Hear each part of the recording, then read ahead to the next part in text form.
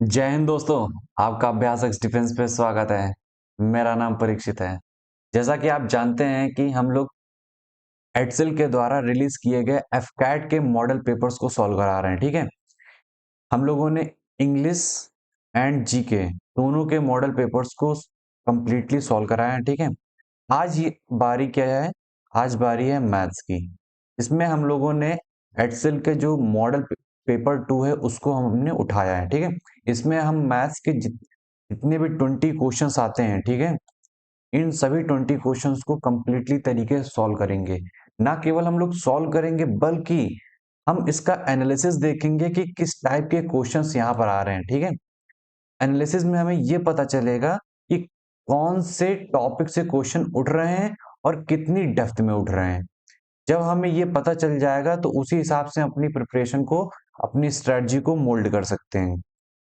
ठीक है, और एक बार हमारी स्ट्रेटजी बन गई, ठीक है, एक बार प्रैक्टिस हो गई ठीक ठाक, तो हमें इस पेपर को फोड़ने से कोई भी रोक नहीं सकता है। समझ में आ रहा है? तो हमें टॉपिक क्लियर होने चाहिए और किस डेप्थ में ये चीज क्लियर हो रही है, ये इस वीडियो में आपको समझ में आएगा। बस आपसे सिर्फ एक ही रिक्वेस्ट है कि आप इस वीडियो को देखना तो कंप्लीटली वॉच करना। ठीक है, आप लाइक करना मत करना वो आपके ऊपर है। ठीक है, कंप्लीटली वॉच करोगे तभी इस वीडियो का समझ में आएगा। ठीक है, तभी इस वीडियो का आपको बेनिफिट भी मिलेगा। मैं आपको बता देना चाह रहा हूँ कि जैसा कि आप जानते हैं कि हमारा ये चैनल है, आपको मैं कुछ दिखा देना चाह रहा हूँ। ये हमारा अभ्यास एक्स डिफेंस चैनल है। ठीक है, इसके अंदर हम केवल ना केवल एफकैट कर रहे हैं बल्कि यहाँ पर हम लोग सीडीएस भी कर रहे हैं। देखिए, ज्योग्राफी कर रहे हैं, पीवाईक्यू इसके अंदर हम लोग पीवाईक्यूज कंप्लीट करा रहे हैं। यहाँ पर बायो करवाई है, यहाँ पर मैपिंग सीरीज, इसको पढ़ लेंगे ना तो आप फैन हो जाएंगे। ठीक है, हम लोगों ने मैथ्स करवाई है और हमारी आप देखोगे ढेर सारी हमारी जो इंग्लिश की वीडियोस आती हैं, ठीक है, S1 S6 PQRS, ये एक एक टॉपिक को हम लोग कवर कर रहे हैं। ठीक है, और जब आपका अप्रैल में पेपर होगा, ठीक है, तक हम आपके सीडीएस के कंप्लीट सिलेबस, मतलब सीडीएस का कंप्लीट सिलेबस कर चुके होंगे। दूसरा क्या है, हम लोग एक भी चीज को क्या है छोड़ नहीं रहे हैं, हर एक चीज को कर रहे हैं लेकिन कंप्लीटली तरीके से कर रहे हैं। आप हमारी पॉलिटी की वीडियोस को देखेंगे तो आप फैन हो जाएंगे। 17 वीडियोस हैं, 17 वीडियोस में 17 टू 80 वीडियोस में पूरी एम लक्ष्मीकांत हम लोगों ने खत्म कर रखी है विद नोट्स। ठीक है, आप जाइए और क्वालिटी नोट्स चेक करिएगा किस टाइप के आ रहे हैं। ठीक है, और हमारा एक फ्री जित बैच चल रहा है जो सीडीएस के लिए एक्सक्लूसिव फ्री मेंटोरशिप प्रोग्राम है। आप उसको भी इस टेलीग्राम चैनल पे जा करके ज्वाइन कर सकते हैं।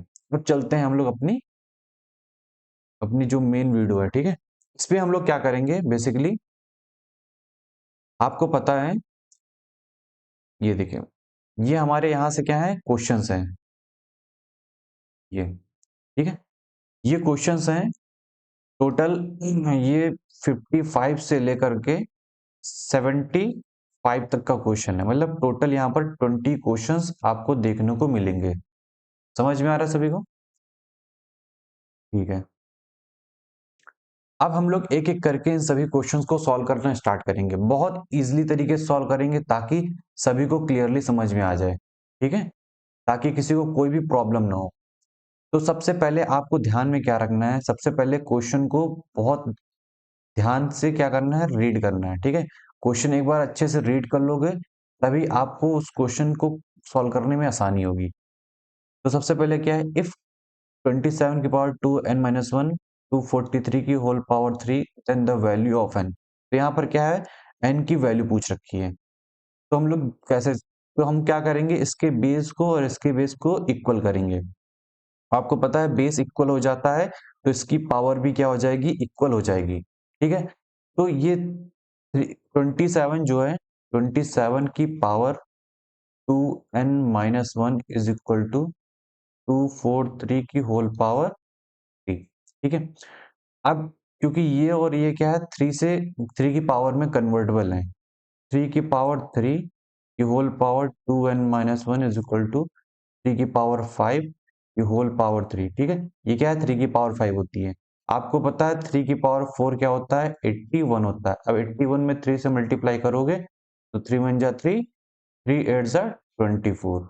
ये क्या हो जाएगा, 3 की पावर 5 हो जाएगा। ठीक है, वही मैंने लिखा है। आपको पता है जब मान लीजिए x की पावर m है और इसकी होल पावर n है तो ये क्या हो जाता है, मल्टीप्लाई हो जाता है तो x की पावर mn हो जाता है, ठीक है। तो ये क्या हो जाएगा 3 के पावर 2n, बेसिकली यहाँ पर बेस हमारा इक्वल हो जाएगा तो ये हट जाएगा, तो यहाँ पर क्या बचेगा 3 2 की power n minus 1 is equal to 5 into 3, ठीक है। 3 से 3 कैंसिल आउट हो जाएगा, 1 इधर जाएगा 6 हो जाएगा, ठीक है। 2n इज इक्वल टू 6 हो गया। एक मिनट,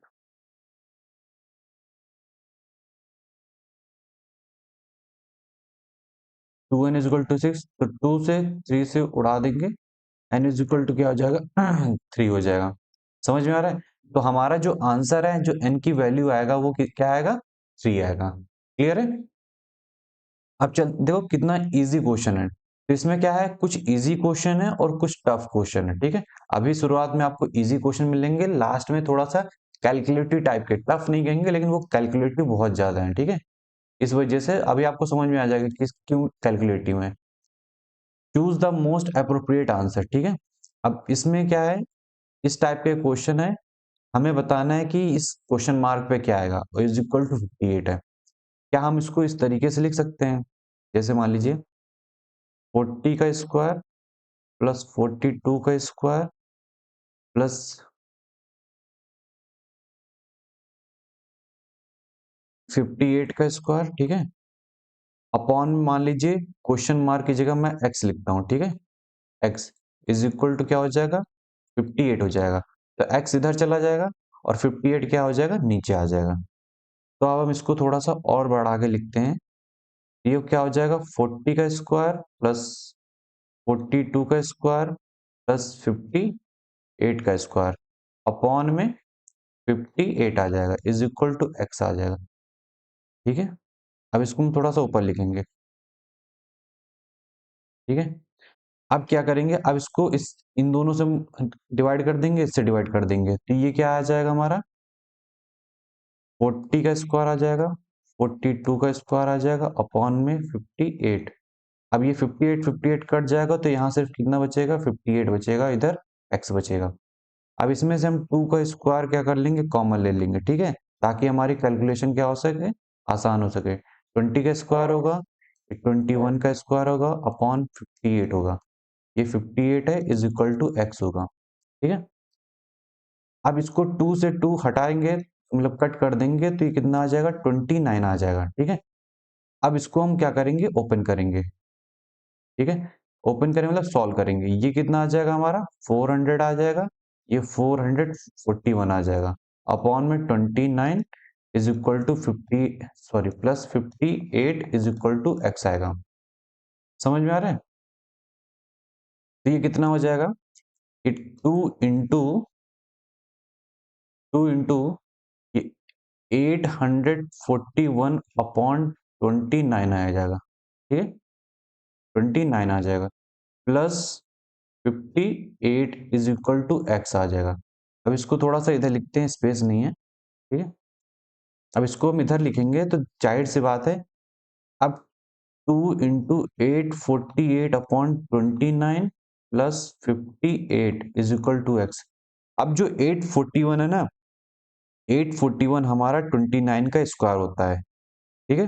अब 29 का स्क्वायर में से ये कट करोगे तो ये 29 आ जाएगा, ठीक है। 2 into 29 plus 58 is equal to X. जब इसको आप सॉल्व करोगे तो कितना आ जाएगा 116 आ जाएगा। अब यहाँ क्वेश्चन उठता है कि सर ये कैसे जान लिया आपने, तो भैया मैंने 1 से लेकर के 30 तक का मैंने स्क्वायर को याद कर रखा है, ठीक है।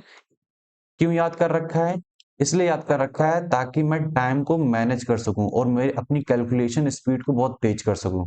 इस वजह से मैंने सारे के सारे 1 से लेके 30 तक का सभी स्क्वायर क्यूब को याद कर लिया है, ठीक है। इस वजह से मुझे पता था कि 841 29 का स्क्वायर होगा, इसको इसको कट कर दिया, 29 आया, 58 आया, 58 को ऐड कर दिया तो 116 आ गई।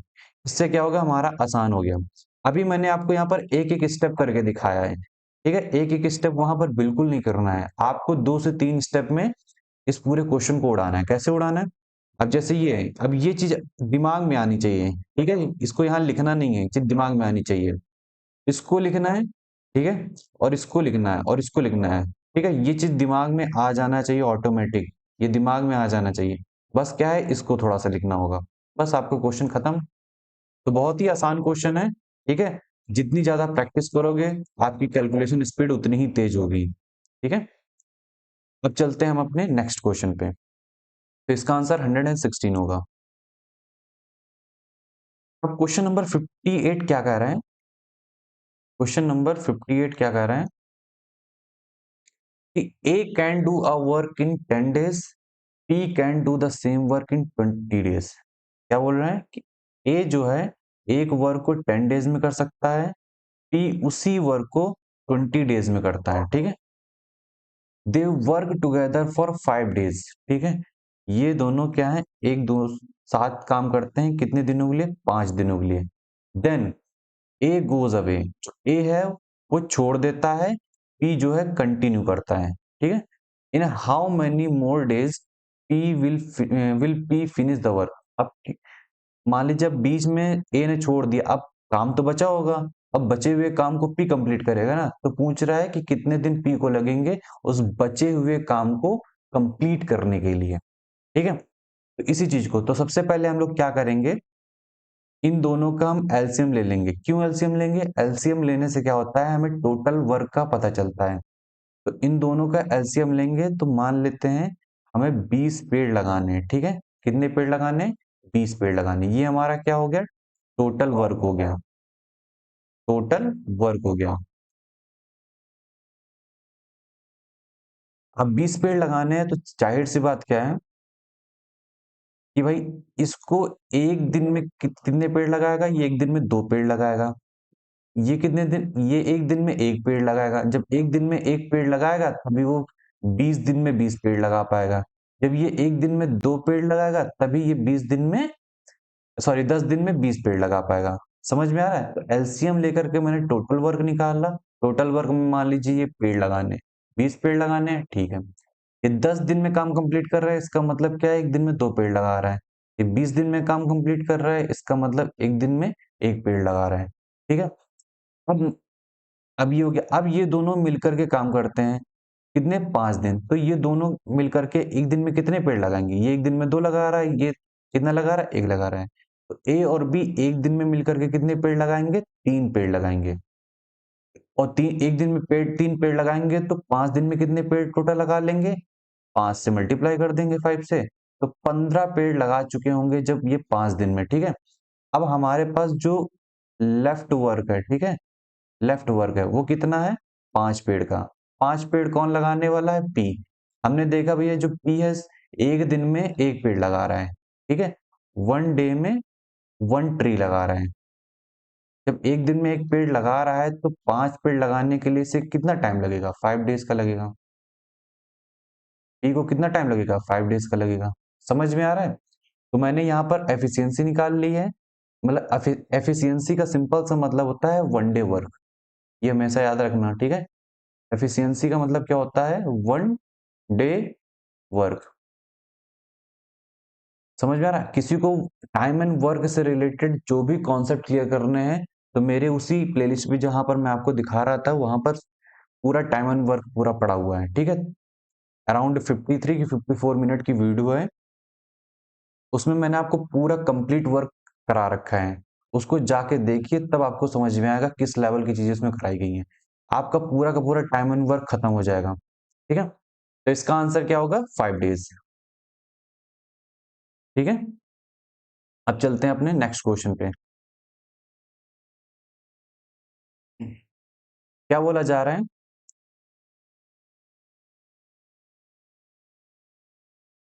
सरल and Himanshu can do a work in 6 days 8 days respectively, ठीक है।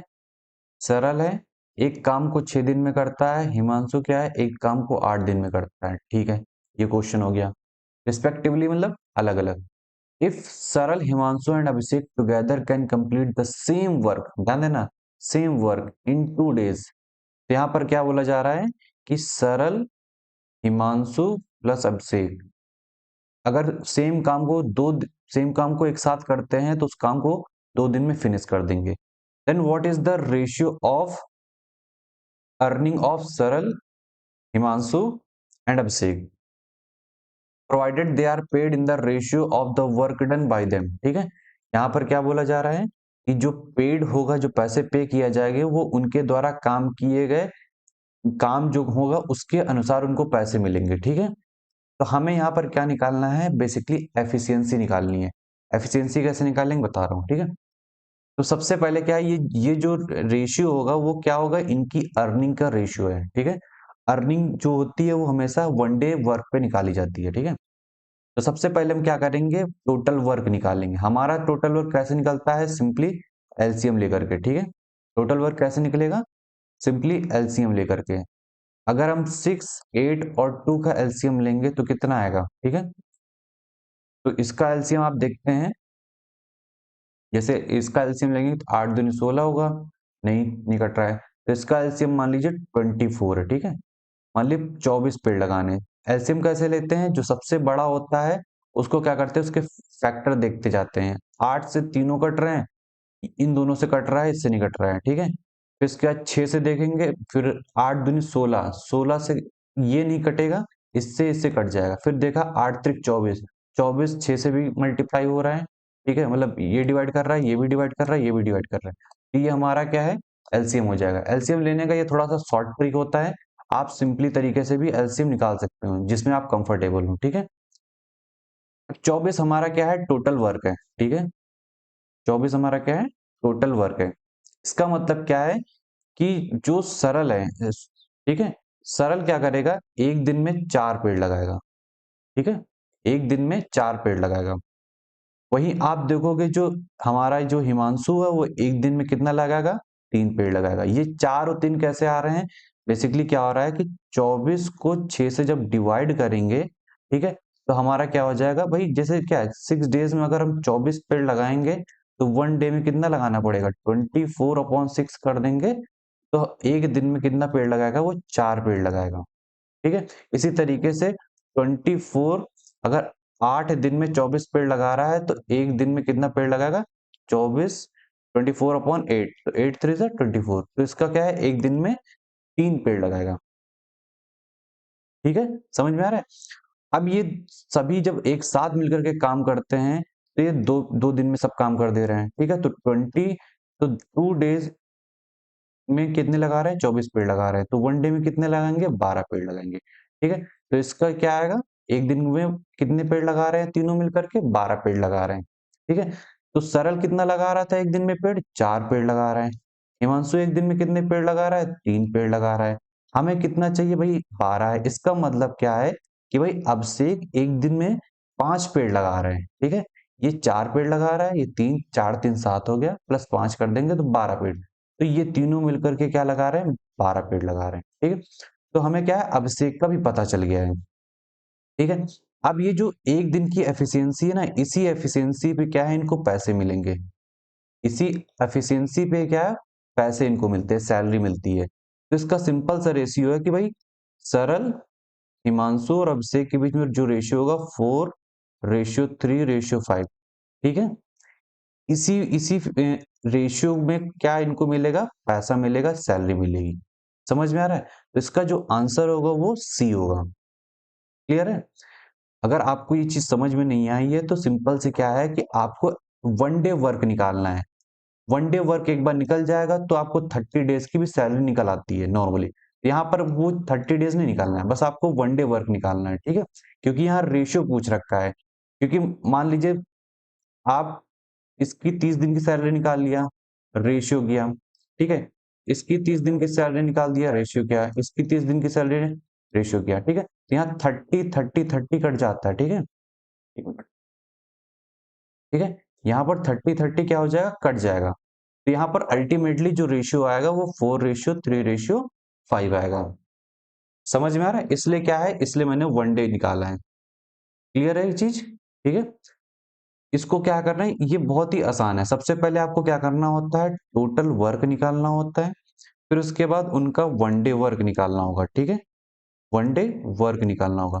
जब सबका 1 डे वर्क निकल जाएगा तो वहां से मल्टीपल चीजें आप वहां पे पता कर सकते हो। इसी तरीके से मैंने ऊपर वाला भी किया है। सबसे पहला क्या किया है, मैंने टोटल वर्क निकाला है। टोटल वर्क निकालने के बाद उनका 1 डे वर्क निकाल लिया है।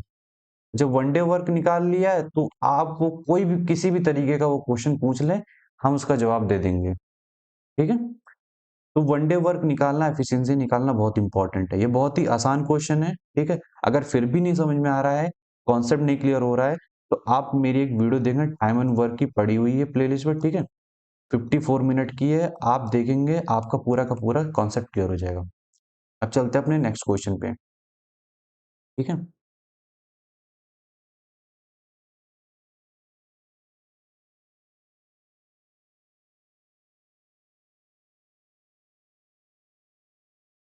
हाँ, नेक्स्ट क्वेश्चन क्या है? There are three tabs. ठीक है, ये भी टाइम एंड वर्क का ही क्वेश्चन है। There are three tabs which are either filling a tank और एम्प्टिंग इट। ठीक है, तीन नल हैं, या तो टैंक को भर रहे हैं या तो टैंक को खाली कर रहे हैं। ठीक है, if all the three taps are open together, यदि सभी को क्या है एक साथ खोल दिया जाए, ओपन कर दिया जाए, तो टैंक जो है 10 घंटे में भर जाएगा। ठीक है, ये 10 आवर्स इंपॉर्टेंट है। One of the taps fill in 5 hours, another in 10 hours. What does third tab do? ठीक है, एक टैब जो है टैंक को 5 घंटे में भरता है, दूसरा 10 घंटे में भरता है, तो बताना है कि तीसरा क्या करता है, मतलब फिल करता है तो कितने घंटे में फिल करता है, अगर खाली भी करता है तो कितने घंटे में खाली करता है। ठीक है, उसी हिसाब से आपके यहाँ पर ऑप्शंस दिए गए हैं। क्लियर है? तो हम लोग इसी चीज को देखेंगे। तो यहाँ पर हम लोग ये चीज देखेंगे। हाँ, सबसे पहला जो मान लीजिए टैंक ए है। ठीक है, टैंक ए है। अब टैंक ए क्या करता है, 5 घंटे में भर रहा है। टैंक बी है, वो क्या कर रहा है, 10 घंटे में भर रहा है। हमें टैंक सी का नहीं पता है। ठीक है, हमें बस इतना पता है कि अगर ए, बी और सी तीनों को खोल दिया जाए, ओपन कर दिया जाए, तो जो टैंक है वो 10 घंटे में क्या हो जाएगा, फिल हो जाएगा। हमें सिर्फ इतना पता है। समझ में आ रहा है? तो हम क्या करेंगे, सिंपली तरीके से इन तीनों का क्या करेंगे, एलसीएम लेंगे। एलसीएम लेने से हमें पता चल जाएगा टैंक की कैपेसिटी क्या है। ठीक है, हमें टोटल वर्क पता चल जाएगा। यहाँ पर टोटल वर्क क्या है, टैंक को भरना। तो यहाँ पर हम जो हमारा जो एलसीएम होगा, ठीक है, यहाँ पर जो हमारा एलसीएम होगा वो क्या होगा, 10 होगा। अगर 5, 10 और 10 करेंगे तो इसका जो एलसीएम आएगा ओवरऑल 10 होगा। मुझे 10 लीटर क्या है, टैंक है, उसको भरना है। ठीक है, इसका मतलब क्या है कि ये 1 घंटे में क्या 2 लीटर भरेगा। ठीक है, अगेन उसको इसमें अपॉन में कर दिया 5 को, तो 5 टू से 10 हो जाएगा। तो 1 घंटे में 2 लीटर भरेगा, तो 5 घंटे में 10 लीटर भर देगा। ठीक है, क्या ये 1 घंटे में 1 लीटर भरेगा? ठीक है, ये 1 घंटे में 1 लीटर भरेगा। क्या ये 1 घंटे में 1 लीटर भरेगा? बिल्कुल भरेगा। अब यहाँ थोड़ा समझने वाली चीज है। ठीक है, यहाँ ध्यान देना। अब ए, बी और सी, ये तीनों मिलकर के टैंक 1 घंटे में 1 लीटर भर रहे हैं। 1 घंटे में कितना भर रहे हैं, 1 लीटर भर रहे हैं, अभी आपने देखा। ठीक है, ए क्या कर रहा है, 1 घंटे में 2 लीटर भर रहा है। ठीक है, बी क्या कर रहा है, 1 घंटे में 1 लीटर भर रहा है। अब इन दोनों को आप ऐड करोगे तो 3 लीटर आ रहा है। तो फिर भैया यहाँ पर 1 घंटे में 1 लीटर है, इसका मतलब क्या है कि भाई ये जो तीसरा वाला है ना, ये 2 लीटर क्या कर रहा है, खाली कर रहा है। तो जब दो से दो कैंसिल, ये दोनों कैंसिल आउट हो जाएंगे, तो हमारा कितना बचेगा, 1 लीटर भरेगा। तो हमें इससे ये आइडिया मिल रहा है यहाँ से कि भाई जो सी है ना, टैंक को खाली कर रहा है। कैसे खाली कर रहा है, वो 1 घंटे में 2 लीटर खाली कर रहा है। 1 घंटे में 2 लीटर खाली कर रहा है। तो बताइए 10 लीटर को खाली करने के लिए इसको कितना समय लगेगा? दो को डिवाइड कर देंगे दो से, तो ये कितना लेगा, 5 आवर लेगा उस पर्टिकुलर टैंक को खाली करने में। तो यहाँ पर जो ऑप्शन होगा वो क्या होगा, empties the tank in 5 hours. समझ में आया? सबसे पहले हम लोगों ने टोटल वर्क निकाला। टोटल वर्क निकालने के बाद हमने अगेन एफिशिएंसी निकाली। एफिशिएंसी का मतलब यूनिट। ठीक है, कि 1 घंटे में कितना टैंक वो भर देगा, कितना वो खाली कर देगा। तीनों का मैंने निकाल लिया। ठीक है, हमें ए और बी का तो पता था, सी का नहीं पता था, तो सी का मैंने यहां से निकाल लिया। ठीक है, सी का यहां से मिल गया मुझे। अब हमें समझ में आ गया, सी को मैंने, सी से 10 को डिवाइड कर दिया, 5 आ गया। ठीक है, अब चलते हैं अपने नेक्स्ट क्वेश्चन पे। आई होप आपको समझ में आ गया होगा।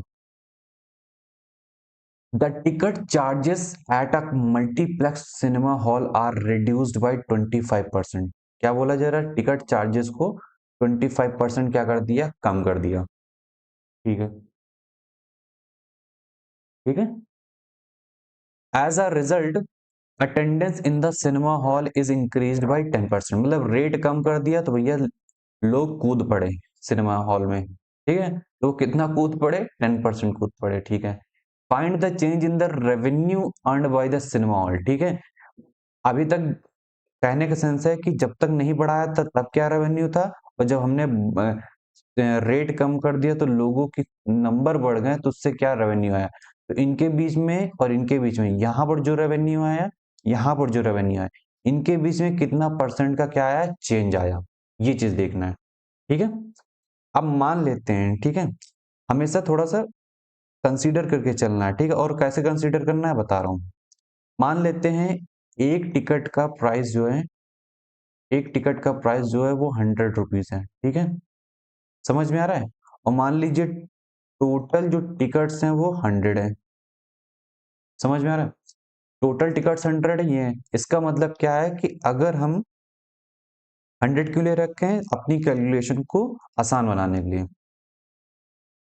अगर टिकट चार्जेस को हम 25% कम कर देंगे तो इसका मतलब क्या है कि अब जो टिकट हो जाएगा क्या वो 75 रुपीज का हो जाएगा। बिल्कुल सही, ठीक है। और यहाँ पर क्या हो जाएगा, जो अटेंडेंस हो जाएगी 10% इंक्रीज हो जा रही है, तो यहाँ पर जो अटेंडेंस इंक्रीज हो जाएगी 10%, क्या वो 110 हो जाएगा? बिल्कुल हो जाएगा, क्योंकि 10% इंक्रीज हो जाएगी, ठीक है।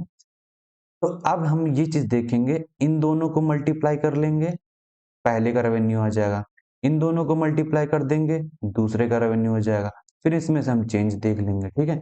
यहाँ पर क्या आ जाएगा हमारा, यहाँ पर सिंपली हमारा 10,000 आ जाएगा। यहाँ पर कितना आ जाएगा, इन दोनों को मल्टीप्लाई करेंगे, 11 5 ठीक है, कैरी 5 गया, 11 7 77, 582, ठीक है, इतना आ गया। अब यहाँ पर जो डिफरेंस होगा यहाँ से यहाँ, अब देखो यहाँ से क्या है, डिक्रीज कर रहा है, ठीक है। तो सबसे पहले इंक्रीज, और इंक्रीज वाले तो घट गए, खत्म है, ठीक है। अब यहाँ पर हम देखेंगे, ये 75 करेंगे, 750 ये आ जाएगा, तो ये कितना हो जाएगा, 90, और बचेगा 1000, ठीक है। तो इनके बीच में डिफरेंस 1750 का आएगा। इससे आ रहा है 1000, 10,000 से, सॉरी 10,000 से, ठीक है, इंटू 100 करेंगे। अब इस यहाँ से हम चेंज देखना है ना, अगर यहाँ से चेंज देखना हो तो इधर से करते, उसको नीचे रखते, जिधर से चेंज देखना है उसको नीचे रखेंगे। तो 20 से 20 कट गया, 10 से 10 कट गया। अब यहाँ पर क्या बचा, 175/10, इसको करेंगे तो 17.5% आ जाएगा। इसका जो आंसर होगा वो बी होगा। समझ में आ रहा है। इस तरीके से आपको क्वेश्चन को सोचना है, बहुत लॉजिकल तरीके से करना है, बहुत सिंपली तरीके से करना है, ठीक है। आपके उसमें बहुत टफ क्वेश्चन नहीं आएंगे, ठीक है, टफ क्वेश्चन नहीं है, बट लॉजिकल क्वेश्चन जरूर आएंगे। तो लॉजिकल क्वेश्चन को आप सिंपली तरीके से करना तो ज्यादा बेटर होगा, ठीक है। मैंने कुछ रूल नहीं लगाया, बहुत सिंपल तरीके से मैंने किया है, ठीक है। अब चलते हैं अपने नेक्स्ट क्वेश्चन पे। नेक्स्ट क्वेश्चन क्या कह रहा है, in a certain exam A got 33.3% of the total marks of 300, B marks are 1/4 more than A's marks. तो एक करते हैं, ठीक है। अब टोटल मार्क्स कितने हैं, हमारे टोटल मार्क्स हैं 300, ठीक है। अब ए को जो मार्क्स मिले हैं वो इसका 1/3 मिला है, इसका मतलब क्या होता है, 1/3, इसका 1/3 कितना हो जाएगा, 100 हो जाएगा। बी के कितने मार्क्स हैं, बी के मार्क्स है 1/4 मोर देन ए के मार्क्स, ठीक है। ए के मार्क्स है 1/4 हैं, तो बी इज इक्वल टू क्या हो जाएगा, ए प्लस ए अपॉन 4 हो जाएगा, ठीक है। 1/4 किसका होगा, ए का, ए के 1/4 से ज्यादा है, ए के वन, ए से तो है ही है, ठीक है, उससे 1/4 और ज्यादा है, ठीक है। सी क्या बोल रहा है, C got 15 marks less than B, तो बी से 15 लेस कर देंगे तो सी का आ जाएगा, ठीक है। D got 20 marks more than average marks of A B C, ठीक है, यहाँ पर क्या मोर देन मार्क्स है, तो डी ने क्या किया, average A B C upon 3, average ऐसे निकालते हैं, और इसने 20 मार्क्स ज्यादा लाए तो 20 मार्क्स ऐड कर दिया मैंने। How many among them A B C D got more than 40% of the total marks, जब इसका आप 40% करोगे जब इसका आप 40% करोगे तो क्या आ जाएगा, 20 से 20 कट जाएगा, 3 4 से 12, तो 120 मार्क्स। तो बोला जा रहा है इनमें से चारों में से कितनों ने 40 मार्क्स से ज्यादा मार्क्स लाए हैं, मतलब इसमें से कितनों के 120 में से ज्यादा नंबर हैं, ठीक है, 120 से ज्यादा नंबर है। तो हम देखेंगे ए की वैल्यू 100 है, ठीक है, तो यहाँ पर बी की वैल्यू आ जाएगी, ये 100 हो जाएगा। अब इसको 100 से करोगे तो ये 25 आ जाएगा, ठीक है, तो ये क्या हो जाएगा, 125। इसका मतलब एक हमें मिल गया, ठीक है, 120 से ज्यादा है। सी का देखेंगे, 125 है -15 है, ये कितना आ जाएगा, 110 है, इसका मतलब ये नहीं है, ठीक है, ये 120 से ज्यादा नहीं है। अब डी देखेंगे, ए की वैल्यू 100 है, बी की वैल्यू कितनी है, 125 है, सी की वैल्यू 110 है, अपॉन 3 है, प्लस 20 है। इसको सॉल्व और करोगे तो ये कितना आ जाएगा, ये 335 आ जाएगा, ठीक है, 335 आ जाएगा ये, प्लस 20, ठीक है। यहाँ पर इसको ज्यादा सॉल्व करने की कोशिश नहीं करनी, बस दिमाग लगाना है। अच्छा, ये 1 आएगा, ये 1 आएगा, 1 आएगा, समथिंग कुछ आएगा, 20 ऐड कर देंगे तो ये 120 क्रॉस कर जाएगा, मतलब ये भी है। तो ये दो यहाँ पर सॉल्व करने की कोशिश करोगे तो टाइम जाएगा, सॉल्व नहीं करना है, बस दिमाग में रखना, हाँ ये 120 जाएगा, क्रॉस करेगा। एक ये हो गया, एक ये हो गया, इसका मतलब क्या है, इन चार में से सिर्फ दो क्या कर रहे हैं, 120 को क्रॉस कर रहे हैं, ठीक है। बहुत ही आसान है, इसको थोड़ा सा आप जल्दी कर रहे हैं, मैं आपको धीरे धीरे समझा रहा हूँ इसलिए टाइम लग रहा है, ठीक है। आप थोड़ा सा माइंड में करेंगे तो जल्दी होगा ये चीज। अब देख रहे हो क्वेश्चन, मैं कहीं भी कोई बहुत बड़ा कैसे यहाँ आप देखोगे तो फॉर्मूला नहीं लगा रहा हूँ, ठीक है, बहुत आसानी के साथ मैं आपको बता रहा हूँ। हाँ, टाइम एंड वर्क में थोड़ा सा बेसिक आपको जानने की जरूरत है, नहीं क्लियर है वीडियो देख लेना। बाकी और किसी क्वेश्चन में देखोगे तो ज्यादा दिमाग लगाने की जरूरत नहीं है, बहुत सिंपली तरीके से क्या करना है, उसे अटेम्प्ट करना है, ठीक है। जितना सिंपल सोचोगे उतना बेटर है, ठीक है। अब आते हैं, container contains a mixture of milk and water in the ratio 5, ठीक है। A container contains a mixture of milk and water in the ratio 5:3, 5:2 है, 1 मिनट, ठीक है। हम्म। अब यहाँ पर क्या है कि मिल्क एंड वाटर का जो रेशियो है, मिल्क एंड वाटर का जो रेशियो है 5:2 है। First, the volume of the mixture is increased bye 25% by adding water, ठीक है। पहले क्या है, इसका वॉल्यूम बढ़ा दिया गया है 25%, ठीक है। Then 20% of the mixture is replaced with water. फिर उसके बाद क्या हुआ, वॉल्यूम बढ़ाने के बाद 20% उसका जो मिक्सचर वॉल्यूम, वॉल्यूम के बाद जो पूरा मिक्सचर आया है इसमें से 20% क्या कर दिया गया, रिप्लेस कर दिया गया विद वाटर, मतलब 20% मिक्सचर को निकाल लिया और 20% जितना मिक्सचर निकाला उतना ही वाटर इसमें डाल दिया। What is the ratio of milk and water in the resultant mixture. अब जब वाटर डाला तो एक रिजल्टेंट मिक्सचर आएगा, उसमें बताना है हमें मिल्क और वाटर का क्या है, रेशियो है, ठीक है, इसके बारे में हमें देखना है। तो हम बहुत सिंपल तरीके से सोचेंगे, एलिगेशन एंड मिक्सचर के उसमें नहीं फंसेंगे, ठीक है, उसमें हम नहीं जाएंगे, बहुत सिंपल तरीके से मैं कोशिश करूंगा समझाने की। मान लेते हैं कि मान लीजिए, अब इसमें कुछ भी रख सकते हैं, इसको आपको पता है कि भाई 5x 2x कर सकते हैं, तो मान लेते हैं यहाँ पर x की वैल्यू 10 ले लेते हैं, ठीक है। मान लीजिए 50 लीटर मिल्क है हमारा और 20 लीटर क्या है हमारा, वाटर है, ठीक है। तो इसका मतलब क्या है कि 70 लीटर क्या है हमारा टोटल इसका मिक्सचर है, ठीक है। अब बोला जा रहा है कि 25% हमें वॉल्यूम बढ़ाना है, तो 25% वॉल्यूम बढ़ाएंगे तो 125 हो जाएगा अपॉन 100, ठीक है। इतना तो आपको बेसिक पता होगा परसेंटेज का। अब एक जीरो से एक जीरो तो कट जाएगा, ठीक है। फिर इसके बाद क्या करेंगे, इसको हम सॉल्व करेंगे तो 7 5 35, 3 गया, 7 2 14, 17 आएगा, एक आएगा 7 8, ठीक है। ये अपॉन में आ जाएगा, ये कितना आ जाएगा, 87.5 लीटर आ जाएगा, ठीक है। ये हमारा क्या है, वॉल्यूम बढ़ाने के बाद टोटल लीटर आया, जिसमें से अब यहां पर हमको देखना है कि कितना लीटर मिल्क है, कितना लीटर वाटर है, ठीक है। अब यहां पर ये बोला जा रहा है कि 20% मिक्सचर को रिप्लेस कर दिया जाता है, ठीक है। अब यहाँ पर हमें ये चीज चेक करना है कि भाई ठीक है, मिक्स वॉल्यूम तो बढ़ाया गया। अभी हमें ये चीज देखना है कि यहाँ पर कितने लीटर क्या है, मिल्क और वाटर है। अब यहाँ पर आप देखेंगे कि then 20% of the mixture is replaced with water, what is the ratio of milk and water. ठीक है, 20% का मतलब क्या होता है, 20% का मतलब होता है 1/5।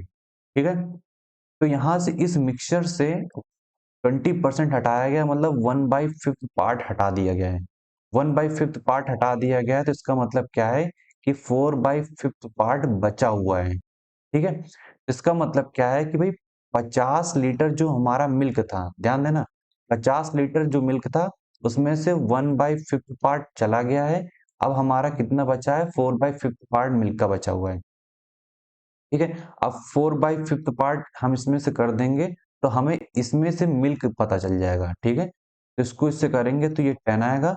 इसका मतलब क्या है, ये 40 लीटर आएगा। तो अभी हमारा जो मिल्क इस पर्टिकुलर मिक्सचर में है वो 40 लीटर मिल्क बचा हुआ है, और 10 लीटर मिल्क हमारा ऑलरेडी निकल चुका है। ठीक है, कैसे पता किया, इससे पता किया कि भाई 20% मिक्सचर निकल रहा है, 20% का मतलब होता है 1/5। इसका मतलब क्या है कि 4/5 पार्ट क्या है, बचा हुआ है। तो मैंने 50 लीटर का 4/5 पार्ट निकाल लिया, तो हमारा जो जो टोटल मिल्क इसमें बचा हुआ है उसको हमने यहाँ से फाइंड कर लिया। अब 87.5 में से 40 माइनस करोगे तो कितना आएगा, 47.5। अब ये जो इतना है ये क्या बचा हमारा, वाटर बचा। ठीक है, ये हमारा क्या बचा, वाटर बचा है। ये चीज क्लियर हो रहा है कि नहीं हो रहा है, ठीक है। अब वाटर बचा है। अब हमें यही चीज बताना है कि मिल्क और वाटर का क्या रिजल्टेंट मिक्सचर का क्या रेशियो होगा। तो यहाँ पर सिंपल क्या करेंगे, भाई हमारा मिल्क और वाटर का रेशियो निकालना है। तो मिल्क कितना बचा है हमारा, 40 बचा है, और वाटर कितना बचा है, 47.5 है। एक डेसिमल हटाएंगे ऊपर जाएगा। ठीक है, जब हम इसको सॉल्व करेंगे, ठीक है, जब इसको सॉल्व करेंगे तो इसको कैसे सॉल्व करेंगे, 25 से ले जाएंगे। ठीक है, 25 वन जा 25, ये 15 गया, 25 जा 150 होता है। फिर इसके बाद इसमें ले जाएंगे, 25 वन जा 25 होता है, फिर इसके बाद 22 जाएगा, फिर ये कितना हो जाएगा, ये 9 से जाएगा। ठीक है, 25 9 जा कितना होता है, 225 होता है। ठीक है, इतनी कैलकुलेशन आपको फास्ट रखनी है ताकि आसानी हो। तो हमारा जो रेशियो आ गया वो 16/9 आ गया। समझ में आ रहा है, फिर से समझो।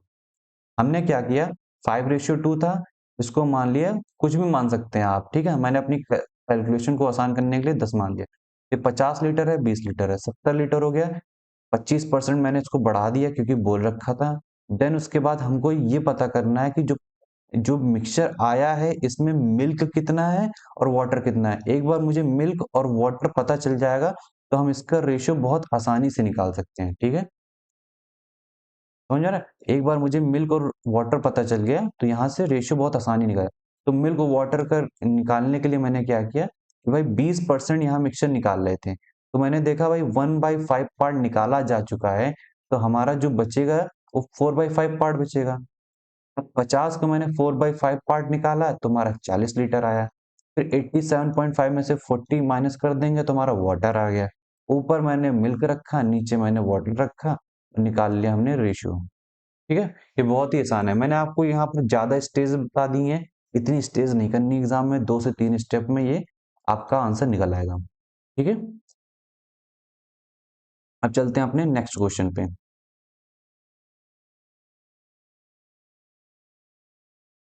हमारा नेक्स्ट क्वेश्चन क्या कहता है कि a shopkeeper sells a product at 12% discount on its marked price, he is required to pay 10% GST. If he gives a discount of 36 rupees, how much money is he left with the after paying GST? ठीक है, क्या बोला जा रहा है कि एक shopkeeper है जो अपने मार्क प्राइस पे, ठीक है, अपने मार्क प्राइस पे 12% का डिस्काउंट देता है।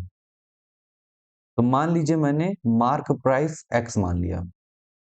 ठीक है, अब इस पे क्या करता है, हमेशा ध्यान देना, कॉस्ट प्राइस पे हमेशा क्या होता लगता है हमारा प्रॉफिट परसेंटेज लगता है और लॉस लगता है, लॉस परसेंटेज लगता है। ठीक है, मार्क प्राइस पे हमेशा क्या लगेगा, डिस्काउंट परसेंट। तो डिस्काउंट कभी निकालते हैं तो किस पे निकालते हैं, मार्क प्राइस पे निकालते हैं। ठीक है, तो मान लीजिए मार्क प्राइस मैंने एक्स मान लिया, डिस्काउंट हमारा 12% है। ठीक है, तो जब डिस्काउंट इसका निकालोगे 12% का, इसका एक्स का, सॉरी 12% डिस्काउंट निकालोगे तो ये कितना आ जा रहा है, if he gives a discount of 36 rupees, तो ये कितना बराबर है, इक्वल टू 36 रुपीज। ठीक है, 12 3 36 होता है, एक्स की जो वैल्यू आ जाएगी वो कितनी हो जाएगी, 300 रुपीज। तो हमें यहाँ से पता चल गया है कि इस पर्टिकुलर प्रोडक्ट का कितना मार्क प्राइस है, 300 रुपीज है। ठीक है, how much money is left with after paying GST, मतलब जीएसटी को पे करने के बाद उसके पास कितना पैसा बच जाएगा। ठीक है, अब यहां ध्यान देना। ठीक है, अब जो जीएसटी ली जाती है वो सेलिंग प्राइस पे ली जाती है। ठीक है, जो जीएसटी ली जाती है वो सेलिंग प्राइस पे ली जाती है। तो यहां पर सेलिंग प्राइस क्या है, सेलिंग प्राइस क्या है कि भाई जो हमारा मार्क प्राइस था, जब 12% डिस्काउंट दे देंगे तो इसका मतलब क्या है कि 88 बचेगा ना, 88/100 आएगा ना, मतलब 12% डिस्काउंट दे दिए तो 88% उसके हाथ में आ रहा है। ये इसका क्या हो जाएगा, ये इसका हो जाएगा सेलिंग प्राइस हो जाएगा। ठीक है, यहाँ पर मैं 300 निकाल लिया है तो 300 इंटू 88/100, 2 जीरो से 2 जीरो कट गए। ठीक है, यहाँ से कितना आ गया, 8 3 24, टू गया, 8 3 24, 26। ठीक है, इतना आ गया। क्लियर हो गया सभी को। अब इसमें क्या है कि 10% क्या दे रहा है, ये जीएसटी दे रहा है। ठीक है, सेलिंग, अब आपको पता है कि जो सेलिंग प्राइस होता है उसमें जीएसटी इंक्लूडेड होता है। क्या होता है, जीएसटी इंक्लूडेड होता है। इसका मतलब क्या है कि भाई 10% जब जीएसटी दे रहा है तो इसका मतलब इसके हाथ में जो पैसा आएगा वो 90% पैसा आएगा। ठीक है, 10% दे रहा है तो इसके हाथ में कितना आ जा रहा है, 90%। जब आप इसको सॉल्व करोगे तो इसको इससे कट कर दोगे, 9 चौको 36 होता है, 3 9 छक 54, 54 3 57, 5 गया, 9 दूनी 18, 18 5, 18 5 हो गया 23। ठीक है, अब नीचे 10 है, अब यहाँ 10 को हटाओगे तो यहाँ पॉइंट लग जाएगा, तो 237.6 रुपीज आएगा। समझ में आया। पहले हम लोगों ने क्या किया, जैसा क्वेश्चन बोला मार्क प्राइस को मान लिया, 12% डिस्काउंट दे रहा है तो 36 है, यहाँ से हमारा मार्क प्राइस निकला। फिर उसके बाद मैंने डिस्काउंट को हटा करके मैंने सेलिंग प्राइस निकाल लिया। ठीक है, सेलिंग प्राइस कब निकालते हैं, जब डिस्काउंट को हटा देते हैं। डिस्काउंट के बाद जो हमारा सेलिंग प्राइस आया, ठीक है, इस सेलिंग प्राइस को सॉल्व करेंगे तो हमारा जो सेलिंग प्राइस आएगा 264 रुपीज आया। फिर उसके बाद 10% जीएसटी बता दिया, क्या बोला जाए, how much money is left with after paying GST, GST को पे कर देंगे तो हमारे पास 90% पैसा बच जाएगा। तो इसका 90% हमने निकाल लिया, आसानी से आंसर आ गया। देख रहे हो कितना आसान क्वेश्चन है। इसी टाइप के क्वेश्चन आपके पेपर में आने वाले हैं। चैलेंजिंग सबसे ज्यादा क्या होगा, आपकी कैलकुलेशन स्पीड, क्योंकि टाइम मैनेज करना पड़ेगा, क्योंकि क्या होता है आपके पास सिर्फ 2 ही घंटे हैं। ठीक है, और आपके पास 100 क्वेश्चन हैं, वो आपको कई चीजें करनी है इसमें। ठीक है, तो आपको स्पीड बना के रखना पड़ेगा शुरुआत से, इसलिए आपकी कैलकुलेशन स्पीड बहुत ज्यादा होनी चाहिए। इसलिए अपनी कैलकुलेशन पे बहुत ज्यादा आपको फोकस करना है। ठीक है, अगर मान लीजिए कोई क्वेश्चन नहीं समझ में आ रहा है, उसको देन एंड देयर स्किप करो और आगे बढ़ो। जो क्वेश्चन आ रहा है 100% पहले उनको अटेम्प्ट करना है आपको, अदरवाइज क्या है, टाइम टाइम मैनेज नहीं होगा। ठीक है, और आप इसकी वजह से क्या करोगे, आप पैनिक कर जाओगे। एक बार पैनिक कर गए ना तो क्वेश्चन पेपर जो है खराब हो जाएगा। ठीक है, जितने क्वेश्चन आपको आ रहे हैं वो भी गलत हो जाएंगे, इसलिए पैनिक नहीं करना है। ठीक है, अगर टाइम जा रहा है तो उस क्वेश्चन को स्किप करो, ईगो पे मत लो। ईगो पे लोगे, अगर उसे वहीं के वहीं सॉल्व करने की कोशिश करोगे तो आपका टाइम जाएगा, और टाइम जाएगा तो पेपर जाएगा। ठीक है, तो इसका हमेशा ख्याल रखना है। ठीक है, अब चलते हैं अपने नेक्स्ट क्वेश्चन पे।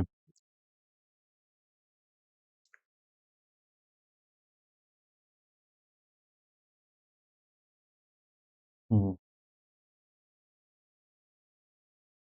हम्म। Ajit bought 4 books at same price, Ajit ने क्या किया, 4 बुकें खरीदी सेम प्राइस पे।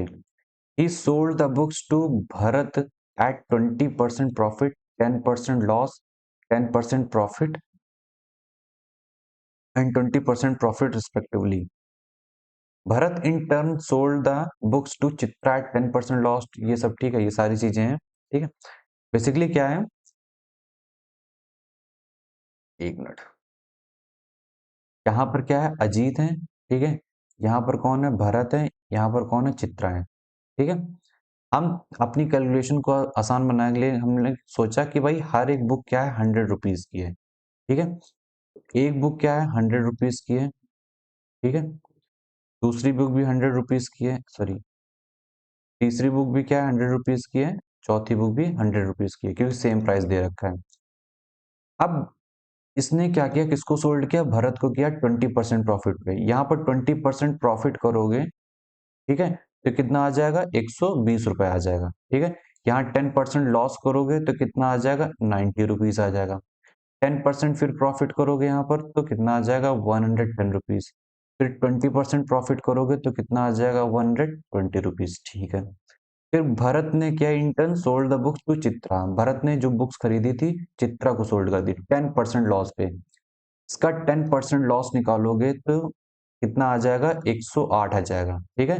10% कितना आएगा इसका, 12 आएगा, ठीक है। 12 को माइनस कर दोगे इससे तो कितना बचेगा हमारा, 108 बचेगा। फिर इसके बाद 20% प्रॉफिट पे करोगे, 20% प्रॉफिट का मतलब होता है 18 इसमें और जोड़ देना है आपको, ये कितना आ जाएगा, 108 आ जाएगा। 20% लॉस हुआ है, 20% लॉस का मतलब होता है यहाँ पर 22 घटाना है, ठीक है। तो ये कितना आ जाएगा आपका, 88 आ जाएगा, ठीक है। 10 इधर गया, 12 इधर गया, ठीक है। फिर उसके बाद इसका कितना करना है, 20% क्या निकाला है, प्रॉफिट निकाला है, तो 20% प्रॉफिट कैसे निकालेंगे, 12 आएगा, 12 दूना 24, 24 ऐड करोगे तो 144 आएगा, ठीक है। ये आपका क्या आ गया, यहाँ तक हमारा पूरा कंप्लीट हो गया है। अब पूछ क्या रहा है, by what percent did the total cost of 4 books change when Chitra bought them as compare to the total cost when Ajit bought them. क्या बोला जा रहा है कि भाई अजीत ने जो टोटल कॉस्ट लगी है इन 4 बुक्स को खरीदने में, और चित्रा को जो टोटल कॉस्ट लगी है इन 4 बुक को खरीदने में, इन दोनों के बीच में क्या चेंजेस आए। तो यहाँ पर जो टोटल कॉस्ट है अजीत की वो 400, ठीक है। चित्रा की कितनी है, आप इसे ऐड करोगे तो कितना आ जाएगा, 8 एक 24, 24 4 28, 2 गया, 10 4 14, एक गया, फिर ये क्या हो जाएगा 4, ये 448 आएगा, और ये कितना आएगा 400। इसका मतलब क्या है, यहाँ पर क्या है, चेंज कितने का हुआ है, 48 का, किस में से हुआ है, 400 में से, ठीक है, इंटू 100। तो 2 जीरो से 2 जीरो हट गए, ठीक है, 4 1 सा 4, 4 2 सा 8। इसका मतलब क्या है, जो चेंजेस आए हैं कितना है, 12% का है। समझ में आया, ये बहुत ही आसान है, जैसे जैसे क्वेश्चन कहता गया है वैसे वैसे आपको सॉल्व करते जाना है और आपका आंसर आ जाएगा, ठीक है। बस क्वेश्चन को रीड करने में गलती नहीं करनी है।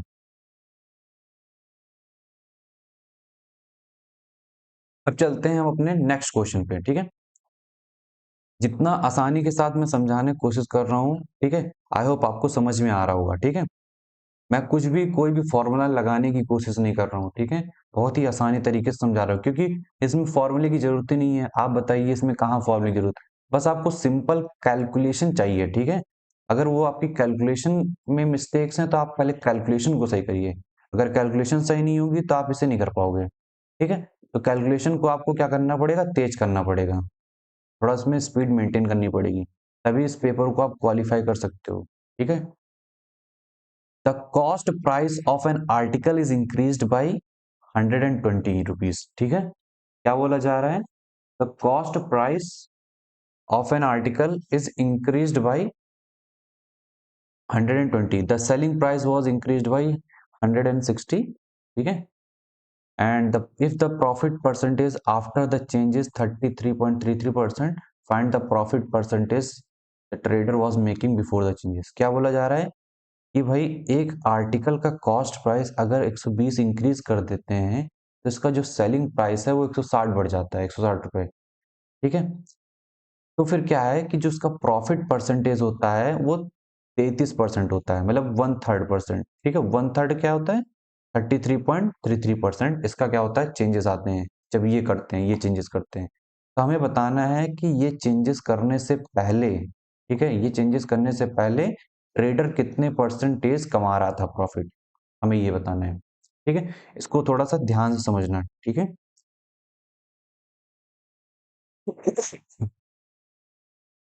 मान लीजिए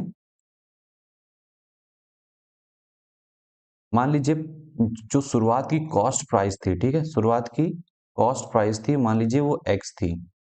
ठीक है, उसके बाद क्या है, मान लीजिए जो शुरुआती सेलिंग प्राइस थी वो वाई थी। अब ये जो बढ़ करके वो x प्लस 120 हो गई है, ये आगे बढ़ करके y प्लस 160 हो गई है। ठीक है, यही चीज हुआ है। अब हम देखेंगे इसमें क्या चेंजेस आ रहे हैं। ठीक है, आपको पता है प्रॉफिट परसेंटेज का आपको फॉर्मूला मालूम होगा। ठीक है, प्रॉफिट परसेंटेज का आपको फॉर्मूला मालूम होगा। तो क्या होता है, selling price minus cost price upon cost price into 100 होता है। ठीक है, इंटू 100 होता है। तो 100 मान लीजिए इधर आ गया, इधर देखते हैं। ठीक है, अब यहाँ पर क्या है, ये 33% है। 33% का मतलब क्या होता है, 1/3 होता है। ठीक है, 100 इधर आ जाएगा, नीचे आ जाएगा, ऊपर, मतलब इसको सॉल्व करके दिखा देता हूँ।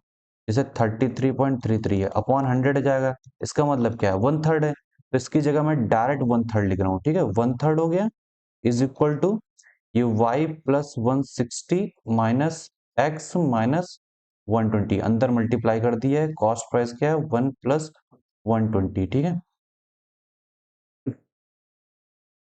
फिर इसके बाद इसको हम क्या कर लेंगे, क्रॉस मल्टीप्लाई कर लेंगे। ये क्या क्या आ जाएगा, x प्लस 120 आ जाएगा, इज इक्वल टू 3। ठीक है, फिर ये क्या आ जाएगा, ये y माइनस एक्स आ जाएगा, y माइनस एक्स प्लस 40 आ जाएगा। ठीक है, अब इसको हम करेंगे, ये x plus 120, 3y minus 3x plus 120। तो 120 से 120 कट गया, इधर आ गया 4x, ये 3y हो गया।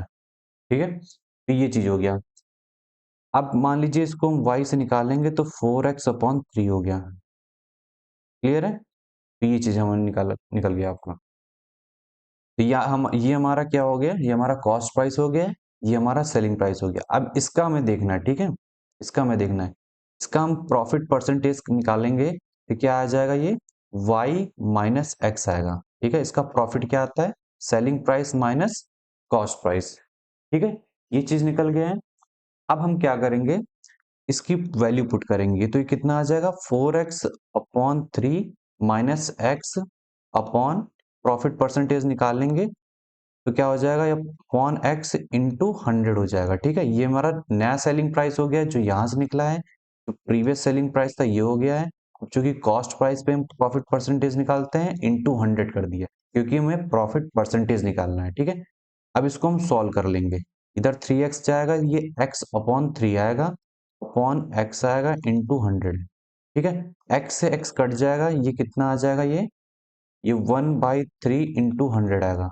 अब इसको हम सॉल्व करेंगे तो इसका जो आंसर आएगा 33.33% आएगा। समझ में आ रहा है, तो इसका जो आंसर होगा वो 33.33% ही होगा। समझ में आ रहा है, चेंजेस के बाद भी इतना ही प्रॉफिट हो रहा था और चेंजेस के पहले भी इतना ही प्रॉफिट हो रहा है। क्लियर है, तो इस तरीके से आप क्वेश्चन को सोच सकते हो, बस यहाँ पर कैलकुलेशन को तेज करना पड़ेगा। दूसरे भी मेथड हैं इन क्वेश्चन को आसानी के साथ सॉल्व करने के लिए, लेकिन उसके लिए थोड़ा सा एडवांस मेथड लगते हैं। ठीक है, आपको मैंने बहुत सिंपल तरीके से, जो सिंपल हमारा फॉर्मूला चलता है कि प्रॉफिट परसेंटेज क्या होता है, selling price minus cost price upon cost price into 100, इसी को मैंने बस यूज किया है, जो सबको पता होता है। समझ में आ रहा है, ठीक है, आगे चलते हैं। An amount of 93,000 be divided among three person A, B, C in such a way that twice the share of A, बोला जा रहा है कि भाई A plus B plus C, ये 93,000 रुपीज बांटना है। ठीक है, इस वे में बांटे जाते हैं कि twice the share of A is equal to thrice the share of B, और thrice the share of B is equal to 5 times the share of C. ये हमारी क्या हो गई, दो एक इक्वेशन बन गई। फाइंड द शेयर ऑफ सी, हमें क्या है, सी कब निकालना है। ठीक है, फाइंड द शेयर ऑफ सी। अब इसकी जगह इसको रख देंगे तो ये क्या हो जाएगा, 2a is equal to 5c हो जाएगा। ठीक है, ये दो रिलेशन बन जाएंगे। अब चूंकि हमें ए को हटाना है, ठीक है, ए की जगह क्या हो जाएगा 5/2 C हो जाएगा, बी की जगह क्या हो जाएगा 5/3 C हो जाएगा, प्लस C ऑलरेडी है, 93,000 है ये, ठीक है। एलसीएम लेंगे तो 6 आएगा, इधर जाएगा 15C हो जाएगा, इधर जाएगा तो 10C हो जाएगा, इधर जाएगा तो 6C हो जाएगा, बाकी बचा 93,000 हो जाएगा, ठीक है। अब इसको हम क्या करेंगे, ऐड करेंगे, ठीक है। तो ये क्या हो जाएगा 31C/6 इज इक्वल टू 93,000 रुपये, ठीक है। अब इसको क्या आ जाएगा, त्रिज्या जाएगा, ये 3000 आ जाएगा, सी 6 उधर ले जाएंगे तो ये कितना आ जाएगा 18,000 आ जाएगा। तो यही हमें क्या है निकालना है, यही हमारा क्या है आंसर है, ठीक है। तो यहाँ पर क्या है फाइंड द शेयर ऑफ सी, क्या होगा तो हमारा शेयर कितना है 18,000 रुपीज है। आई होप आपको ये समझ में आ गया। बस मैंने क्या किया, सिंपली वैल्यू निकाली है, जैसे जैसे बोला है वो पुट करते चला गया और हमारा आंसर आ गया, ठीक है। बस आपको यहाँ पर थोड़ा सा फोकस करना पड़ेगा कि भाई हमें सी की वैल्यू निकालनी है, इसलिए मैंने सभी को सी में कन्वर्ट कर लिया है, ठीक है। अगर ए और बी में जाओगे तो वो फंस जाओगे, आपको क्या करना है इनको सी में कन्वर्ट करते जाना है, इसलिए मैंने सी में तीनों को कन्वर्ट कर लिया है, सॉल्व कर लिया, आंसर आ गया है। क्योंकि हमें क्या है सी निकालना था, अगर मान लीजिए यहाँ पर बी निकालना होता तो सबको मैं क्या कर लेता बी में कन्वर्ट कर लेता, ए निकालना होता तो सबको मैं ए में कन्वर्ट कर लेता, ठीक है। अब चलते हैं हम लोग अपने नेक्स्ट क्वेश्चन पे। नेक्स्ट क्वेश्चन क्या है, a jar contains a mixture of two liquids A and B in ratio 4:1.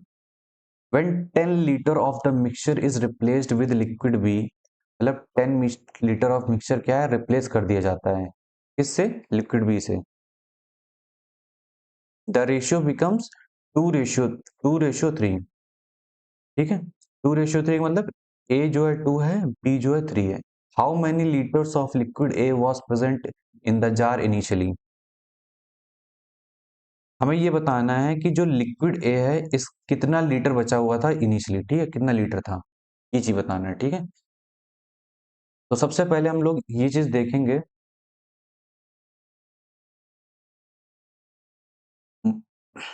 जैसे ए रेशियो बी दे रखा है कितना 4:1 के फॉर्म में दे रखा है, ठीक है। तो यहाँ पर हम मान लेते हैं, अब इसको हम क्या है 4x और x में कन्वर्ट कर सकते हैं। मान लीजिए x की वैल्यू मैं 10 लेता हूँ सपोज दैट, ठीक है। तो ये 40 लीटर हो जाएगा, ये क्या हो जाएगा लिक्विड हो जाएगा, ठीक है। ये 10 लीटर हो जाएगा, ये लिक्विड बी होगा, ठीक है। अब यहाँ पर बोला जा रहा है कि 10 लीटर ऑफ मिक्सचर क्या है रिप्लेस कर दिया जाता है लिक्विड बी से, ठीक है 10 लीटर। हमें बस ये देखना है कि इस 10 लीटर में कितना लीटर ए है गया है, कितना लीटर बी गया है, ठीक है। अगर हमें ये पता चल जाएगा तो हम इसके रेशियो से हम निकाल सकेंगे, ठीक है। तो 10 लीटर गया है, ठीक है, 10 लीटर जाने का मतलब समझ रहे हो कि भाई ये इसका पार्ट कितना है, अगर इसका हम पार्ट निकालेंगे तो ये 4/5 आएगा, और ये कितना आएगा 1/5 आता है। ये कैसे आता है, 4 पार्ट ऊपर है, चूंकि टोटल क्या है 5 है, तो 1 + 4 हो जाता है, तो यहाँ से क्या निकलता है हमारा इसका 4/5 पार्ट निकलता है, इसका कितना निकलेगा 1/5 पार्ट निकलेगा। तो हमें क्या है कि भाई जो मिक्सचर निकालेंगे, अब मिक्सचर जो हम निकालते हैं ध्यान देना यहाँ पर, जो हम मिक्सचर निकालेंगे ना उसमें हमारा मिल्क भी होगा और हमारा वाटर भी इंक्लूडेड होगा, ये दोनों ही एक साथ निकलेगा क्योंकि मिक्स हो चुके हैं ना। तो अब हमें यही पता करना है कि भाई मिल्क कितना निकल रहा है और वाटर कितना निकल रहा है, ठीक है। क्योंकि 10 लीटर निकाला है तो इसका 4/5 पार्ट निकलेगा, ठीक है, क्योंकि ज्यादा है, ठीक है। तो इसका 4/5 पार्ट करोगे तो 2, तो मतलब इसमें से 8 लीटर, जो 10 लीटर में 8 लीटर जो निकला है वो लिक्विड ए निकला है, और जो 2 लीटर निकला है हमारा लिक्विड भी निकला है, ये कैसे आएगा, ये 10 का 1/5 करोगे तो 5×2 = 10, ठीक है, तब 2 लीटर निकला है। समझ में आ रहा है। यहाँ पर 8 लीटर क्या निकला है हमारा ए निकला है, 2 लीटर क्या निकला है हमारा बी निकला है। अगर 8 और 2 का आप रेशियो देखोगे तो अगेन वो 4:1 आ जाएगा। समझ में आ रहा है।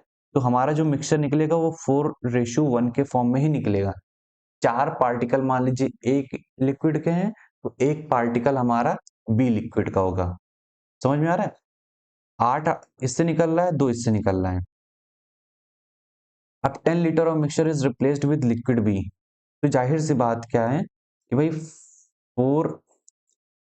4x में से आप देखोगे हमारा कितना निकल रहा है, 8 लीटर यहां से निकल रहा है, ठीक है। वहीं पर आप देखोगे x में से 2 लीटर निकल रहा है, लेकिन 10 लीटर क्या किया जा रहा है, इंक्लूड किया जा रहा है, ठीक है। 10 लीटर क्या किया जा रहा है, रिप्लेस किया जा रहा है। 10 लीटर मिक्सचर निकाल लेंगे और 10 लीटर बी वाला लिक्विड डाल देंगे। तो हमने क्या किया, 2 लीटर निकाल दिया इसका, 10 लीटर मैंने लिक्विड भी डाल दिया। अब इसका जो रेशियो बनेगा वो कितना बन रहा है, 2:3 बन रहा है। कितना बन रहा है, 2:3 बन रहा है। ये सब करने के बाद अब हम सिंपली इसको क्या करेंगे, सॉल्व कर लेंगे। तो ये 4x माइनस 8 आ जाएगा, ये x प्लस 8 आ जाएगा, ये 2/3 हो जाएगा, ठीक है। अब इसको थोड़ा सा और सॉल्व करेंगे, क्रॉस मल्टीप्लाई कर देंगे, कितना आएगा ये 12x माइनस 24, ये क्या आ जाएगा 2x प्लस 16 आ जाएगा, ठीक है। इधर 2 गया तो ये 10x आ जाएगा, इधर ये चला गया तो ये 40 आ जाएगा, 0 से 0 कट जाएगा, x की जो वैल्यू आ जाएगी वो 4 आ जाएगी, ठीक है। ये मैंने बस आपको ये समझाया था, ये बस एक समझने के लिए समझाया था कि किस हिसाब से चीजें की जाती हैं, ठीक है। वैसे इसका यहाँ पर कोई मतलब नहीं है, लेकिन बस मैंने समझाया था कि आप इस मेथड से भी कर सकते हो, ठीक है।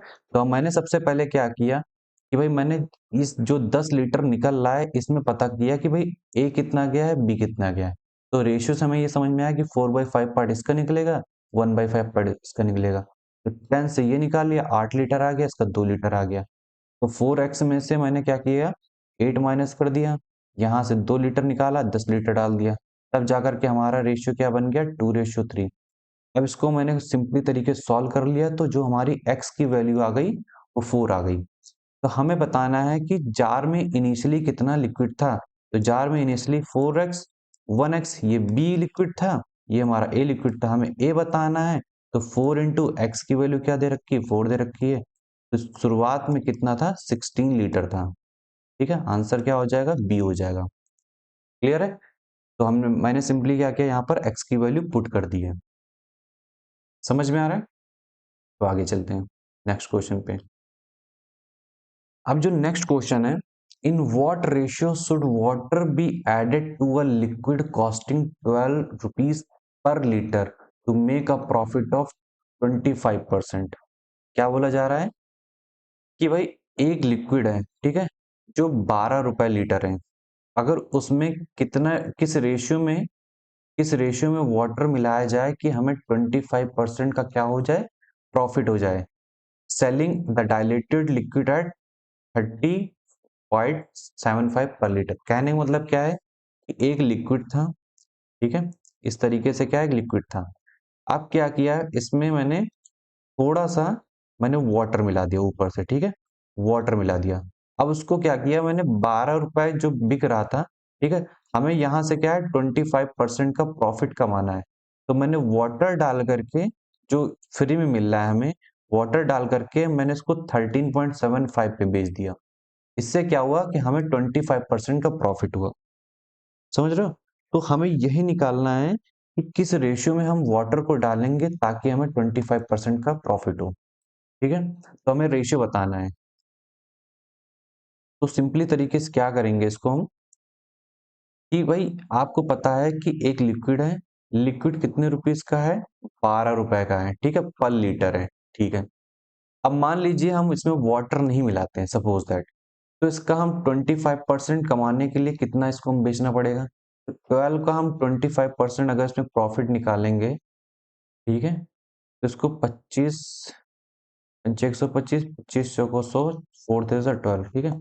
तो ये क्या हो जाएगा, हमारा 15 रुपए आ जाएगा। कहने का मतलब है कि अगर हमें यहाँ से 25% प्रॉफिट कमाना है ना, तो हमें इस पर्टिकुलर लिक्विड को 15 रुपए पर लीटर बेचना पड़ेगा, तब जाकर के हमें प्योर लिक्विड से 25% प्रॉफिट होगा।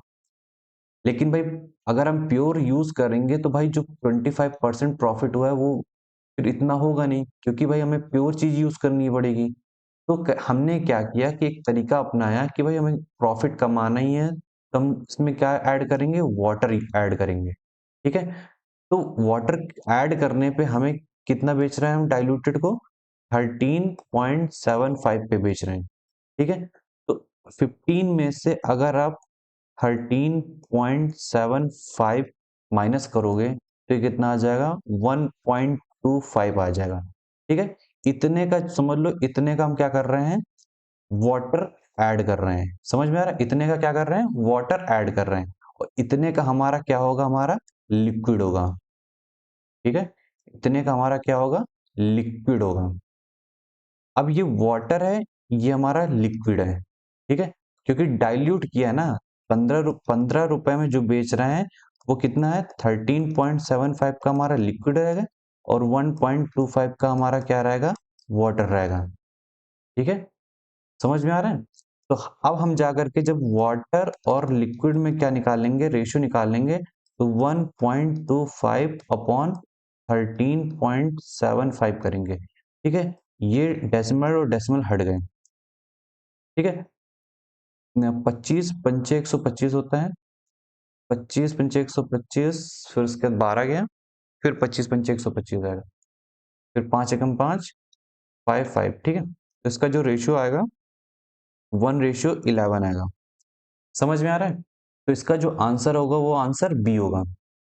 फिर से यहां समझो, क्या बोला जा रहा है कि एक लिक्विड है जिसका रेट क्या है? 12 रुपए पर लीटर है।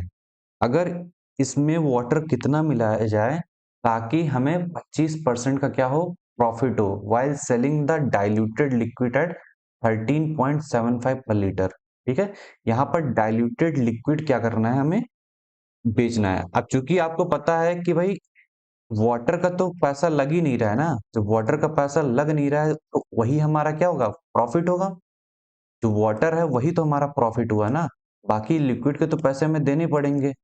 तो वाटर जो मिलाया यही हमारा क्या बनेगा? 25% प्रॉफिट बनेगा। तो वही मैंने कहा कि मान लीजिए वाटर ना मिलाते तो ये कितने रुपए में बिकता? 15 रुपए में बिकता, ठीक है। अब चूंकि हम कितने में बेच रहे हैं इसको? 13.75 में, तो हमें यहाँ पर जो प्रॉफिट होगा वो 1.25 रुपीज का होगा, ठीक है। अब ये जो प्रॉफिट है ये किसका होगा? वाटर, वाटर से ही तो आया ना। ये वाटर और लिक्विड के बीच में हम क्या निकाल लेंगे? रेशियो निकाल लेंगे, ठीक है।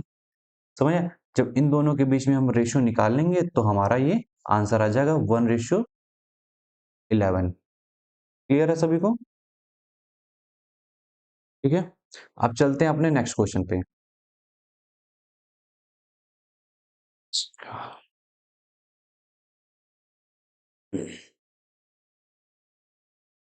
हाँ, यहां से अब आपको देखने को मिलेंगे कंपाउंड इंटरेस्ट के क्वेश्चन, ठीक है। कंपाउंड इंटरेस्ट के क्वेश्चन ये थोड़ा सा कैलकुलेटिव है, जिनकी मैं बात कर रहा था ना, दिखने में तो बहुत छोटे लग रहे हैं लेकिन कैलकुलेटिव हैं, ठीक है।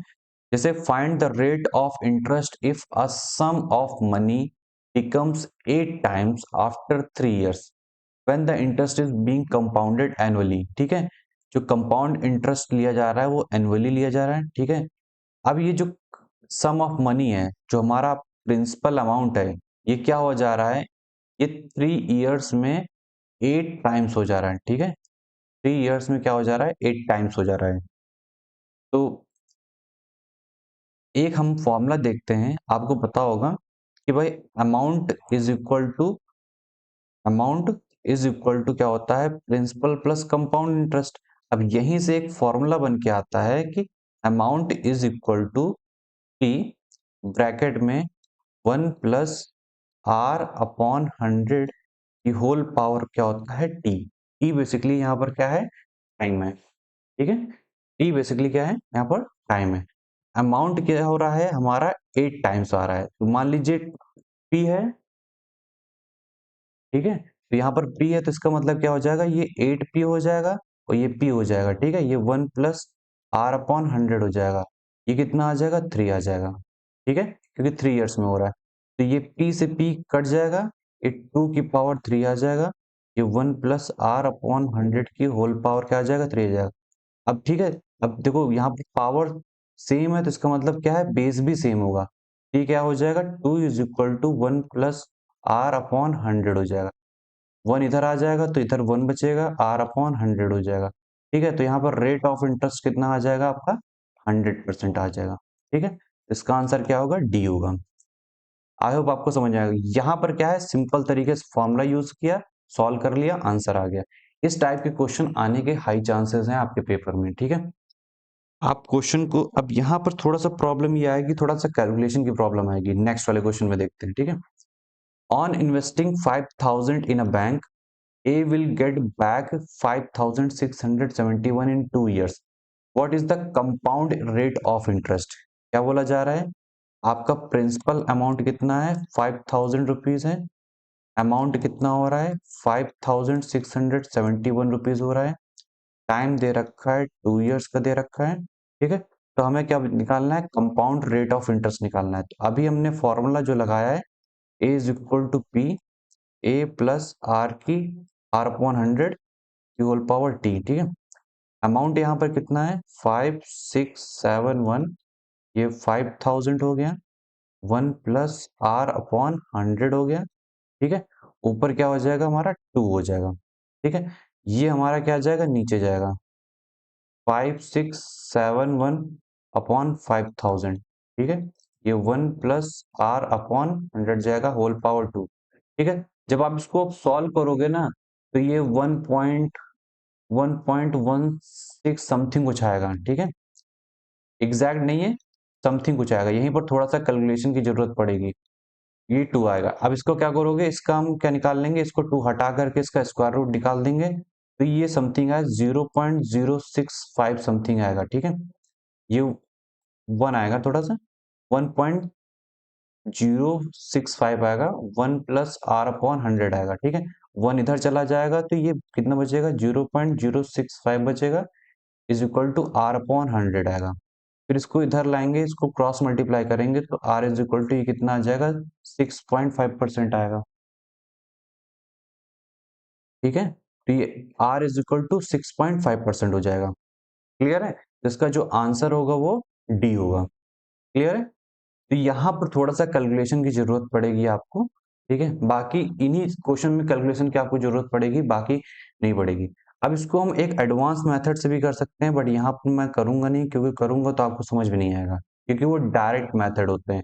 उसके लिए आपको पहले बैकग्राउंड क्लियर होना चाहिए, तभी वो समझ में आएंगे। क्योंकि यहाँ पर फॉर्मूला बेस है, तो इसलिए आपको जल्दी समझ में आएगा, इसलिए मैंने फॉर्मूला को ही यहाँ पर यूज किया है, ठीक है।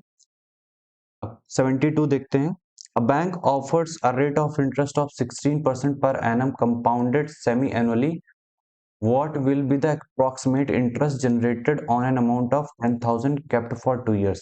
क्या बोला जा रहा है कि 16% रेट ऑफ इंटरेस्ट है, सेमी एनुअली है, मतलब 6 मंथ, ठीक है, 6 मंथ्स पे लिया जा रहा है।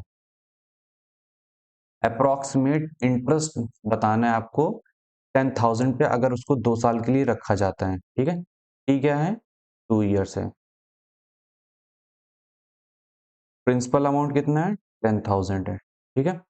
अब चूंकि अब ये पता है कि जब रेट ये क्या है, पर एनम है, पर एनम है, तो इसका मतलब क्या है, 6 मंथ के लिए क्या हो जाता है, रेट क्या हो जाएगा, हाफ हो जाएगा, ठीक है। अगर क्वार्टरली पूछते तो मैं 1/4 कर देता, ठीक है, लेकिन 6 मंथ में पूछा गया है तो 16/2 कर दूंगा, तो ये 8% आ जाएगा, ठीक है। अब ये 2 इयर्स के लिए, ठीक है। अब जो 6 मंथ्स है, 6 में 4 मल्टीप्लाई करोगे तब जाकर के उसमें 2 इयर्स होगा, 24 मंथ्स हो जाएगा। तो 24 मंथ्स का मतलब क्या होता है, 2 इयर्स होता है, ठीक है। तो जब क्या होता है, जब रेट में जितना हम डिवाइड करेंगे, टाइम में हम उतना क्या करते हैं, मल्टीप्लाई करते हैं।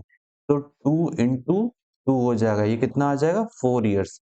तो 8% इंटरेस्ट रेट पे हम 4 ईयर के लिए निकालेंगे। तो बेसिकली यहाँ पर जो हमारा अमाउंट होगा वो क्या हो जाएगा, amount is equal to principal 1 plus R upon 100 की होल पावर टी, वही सेम फॉर्मूला। हमें क्या निकालना है, अमाउंट निकालना है, ठीक है, इंटरेस्ट सॉरी निकालना है, ठीक है। हमें क्या निकालना है, सॉरी इंटरेस्ट निकालना है। इंटरेस्ट निकालने का फॉर्मूला क्या होता है, compound interest is equal to compound interest is equal to amount minus principal होता है, ठीक है। जब आप इसको ये करोगे तो आपको देखने को मिलेगा, यहाँ पर एक फॉर्मूला आता है, ठीक है। एक फॉर्मूला आप जनरेट करोगे, एक फॉर्मूला जनरेट करोगे, P ब्रैकेट में 1 प्लस आर अपॉन 100 की होल पावर टी माइनस 1, ठीक है, ये फॉर्मूला होगा। अब इसमें आपको क्या करना है, सिंपली तरीके से आपको वैल्यूज पुट करनी है, ठीक है। प्रिंसिपल क्या है, एक मिनट, प्रिंसिपल क्या है, 10,000 है, ठीक है। 1 प्लस आर, आर कितना है हमारा, 8 है, अपॉन 100 है, कितने साल के लिए, 4 साल के निकालने, 1 आएगा ये, ठीक है। फिर उसके बाद क्या है, ये 10,000 आएगा। फिर इसके बाद ये 108 आ जाएगा, ठीक है, 108 की होल पावर 4 आ जाएगा। या फिर इसको आप टू स्क्वायर भी कर सकते हो, तो 1 1 कट जाएगा, ठीक है। अब स्क्वायर इसको कर दोगे, इसको हटाओ, ठीक है, स्क्वायर कर दोगे तो 1 1 आ सकता है, ठीक है, 1 आएगा। फिर इसके बाद इसका स्क्वायर आएगा, ठीक है, इसका स्क्वायर आएगा, देन इसका स्क्वायर आएगा, प्लस 2 इंटू ए बी आएगा, 2ab आएगा, देन उसके बाद -1 आएगा, ठीक है। तो 1 से 1 कट जाएगा, फिर इतना बचेगा आपका, ठीक है। फिर इसको आप सॉल्व करोगे ना, तो लास्ट में जाकर के ये आपका आंसर आएगा। ऐसे क्वेश्चन को क्या करते हैं, ये लेंदी हो जाते हैं। जो इन्होंने यहाँ पर दे दिया ना 6 मंथ्स का, ये नहीं देना चाहिए। या फिर ये 1 ईयर करते हैं, तो 2 ईयर का बहुत इजीली तरीके से। अब यहाँ पर इसकी पावर 4 हो जा रही है ना, तो यहाँ पर कैलकुलेशन बहुत लंबी हो जाएगी। ऐसा नहीं कि आप इसको कर नहीं सकते हो, बिल्कुल कर सकते हो, लेकिन यहाँ पर आप देख सकते हो कि कैलकुलेशन बहुत ज्यादा लेंदी हुई जा रही है। तो कैलकुलेशन लेंदी होने की वजह से ही प्रॉब्लम आ रही है, ठीक है। तो यही इसी क्वेश्चन की मैं बात कर रहा था शुरुआत में, कि क्वेश्चन लास्ट में जाए थोड़ा सा टफ हो जाएगा, ठीक है।